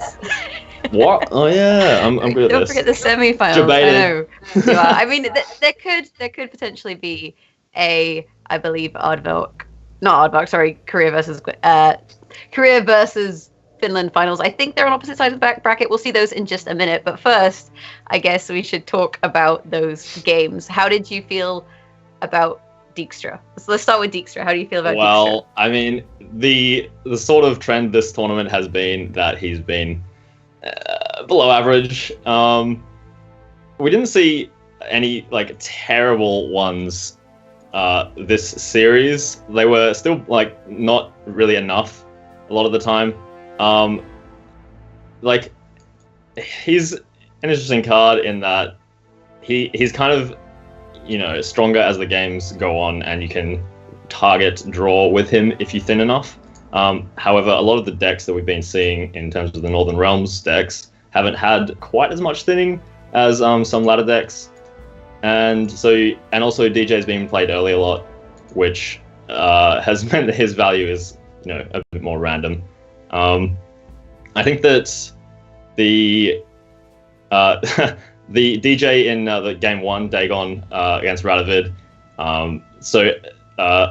SGC had to play DJ to just try and stay in round 1, and hitting Shani in round 1 is really sad. Obviously, you're getting no value from it, and also removing a win condition at the same time, which isn't really something you want at all. Yeah, the Blue Stripe Commando res, I think it was, really hurt them. But I think we went to see in that game just how good Dagon Consume can be when you draw well. In the first series, we obviously saw the disaster that Dagon Consume can kind of turn into, especially with gold weather, with no clear, with no gold cards. Whereas I think in that game, you really saw the potential power of the matchup. And I think that the 6th faction, the Korean team, played that really well. They were really patient in how they played their lock targets, for example. I felt like they kind of knew the matchup. And watching the 6th faction play, I really feel like their team has really good synergy within the players. They seem like they are making very kind of educated plays. They seem to know their matchups. And I think this is potentially a team that we could see in the final. Yeah. That first game, like, usually Radovid is sort of favored against Dagon, because with the Radovid you do have options to control a lot of the power that Dagon can generate. But as you said, the 6th faction were really aware of that and played around it almost perfectly. So they were able to take that. And then in games 2 and 3, we saw sort of the power of Henselt at the moment. Usually Radovid is kind of the go-to Northern Realms deck for ladder, and we've seen Radovid a lot previously in the tournament, but the 6th faction came through with Henselt, and the men of Kedwin attacked quite convincingly. Obviously, in game 2, the dead Cynthia was really sad to see again, and might have had a little bit of an impact on the game. Also, the coin flip. What do you think about that? We don't talk about the coin flip. Like, that's just gonna upset people. I feel like the coin flip is definitely impactful on the game and on tournament formats, but because we had the Swiss format to begin with to kind of qualify the teams, I feel like that mitigates it a little bit. But if we look at the brackets, you can now see on the screen, we see that on Thursday, I believe at 8 p.m. CEST, we will be broadcasting the semi-finals and the finals. So we have Gwent Finland versus Team Pixie and Team GFR versus 6th faction. So Finland and 6th faction are in fact on opposite sides of the brackets. But how do you feel like these matchups are going to go? Well, we've seen very dominant displays today from Finland and the 6th faction, and GFR and has also 3-0'd Team XD, which is, that's a sort of earns you a little bit of bragging rights, I think. And Pixie also going through with a 3-1. This entire sort of week that entire bracket was kind of just a set of stomps, I suppose, which means that all of the teams that we're going to see play on Thursday are potentially very evenly placed to take it. So could see go either way. If we're going to be locking in predictions, I'm going to say Finland and 6th faction, just because I was really impressed with their play today. I think they're really on top of things, and as you said, they have some really good team synergy going. We'll see that come to the forefront in Thursday's games, I think. I think 6th faction. I'd like to see 6th faction win it. I think I want to kind of win for Asian Gwent. I think it's a different kind of maybe they have a kind of different scene. And EU has been very dominant in competitive Gwent, and NA is still known. Whereas Asia, they've kind of yet to maybe make their mark. So it'd be really cool to see that, and then it would hopefully also encourage Gwent to grow in those regions. But saying that, Team GFR, for example, they are a team of decent players. We've got McLogan, Go Aki Oni, and Shadow A's, and they had a dominant performance versus XD Esports, which is a team of players that are well known for their ability. Trudon, Petrify, Merchant, they all know Gwent fairly well. So I think it's going to be a tough matchup for them. Then we have Team Pixie, I believe it is, versus Team Finland. And the thing again with Pixie is that they've done decently themselves. You know, we're not going to write them off. Team Pixie is Dunkero, Crash Overlord, and I'm in a bear suit. I kind of wonder if he does in fact play in a bear suit. So again, like decent decent players, but I think for us as hosts, we've had the stories of Team Finland and we've had the stories of Team the Sixth Faction, so we kind of favor them. You know, you want to see Womp Stomp, for example, Finland and Wompy, and I think that kind of flavors our predictions a little bit. But either way, I think it's going to be really great to see, and obviously you can see that on twitch.tv/Gwentlemen at 8 p.m. CEST on Thursday, hosted by myself and yourself, and I think it's going to be a lot of fun, so make sure you tune in. Yeah, for sure. And these teams will be taking home part of the now over $1,000 prize pool. There is still time to donate, guys, if you want to get a sneaky one in either today or on Thursday, just to reward the players a little bit for the time and effort they put into the tournament. Yeah, for sure. I think it's definitely worth supporting, and obviously your messages will get read out. And how else are we going to find out about the 1400% Nilfgaard Alchemy deck that I totally expect to see in the finals and at Gwent Slam? Like, I hear this deck is really good, you guys, and without these people donating, we wouldn't know about these decks, and we'd be just like, we'd be scrubs. We wouldn't be able to like make a cool Nilfgaard Alchemy deck and totally succeed. But I guess the last thing we have to do is to say our general thank yous and shout outs. So I guess, do you have any shout outs you want to particularly give, Agadon? Yeah, well, first of all, shout outs to the players. They put a lot of time and effort into this, and they've been grinding through this tournament over the last few weeks.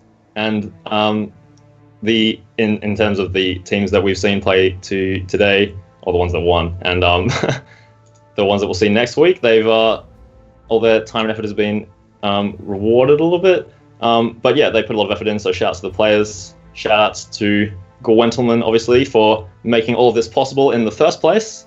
Good work by those guys. And anything you want to add? Yeah, obviously shout outs to our commentators. Swim and Panda did a fantastic job in both of those sets. It was really fun to see them as a duo. I know Swim's off to Gwent Slam, so good luck to him, as is Panda actually, so we should wish them luck in the chat as they represent Gwentlemen. Obviously shout outs to Lurtz, who's behind the scenes running this. Any of our foreign language casters that we have, shout outs to you, and shout outs to chat, but more importantly shout outs to the weebs. I know you guys are out there. We go to give you some shout outs for all your Vohayos and Conchas and everything. You try and keep us down, but we'll always be there in the chat giving our little wavy face. But yeah, that's it for this week, guys. Like I said, tune in on Thursday, especially you weebs. I expect you guys there for the semifinals and then the finals. That's about it from us, I think. Have a great day, and we'll catch you next time. Thanks for watching, guys.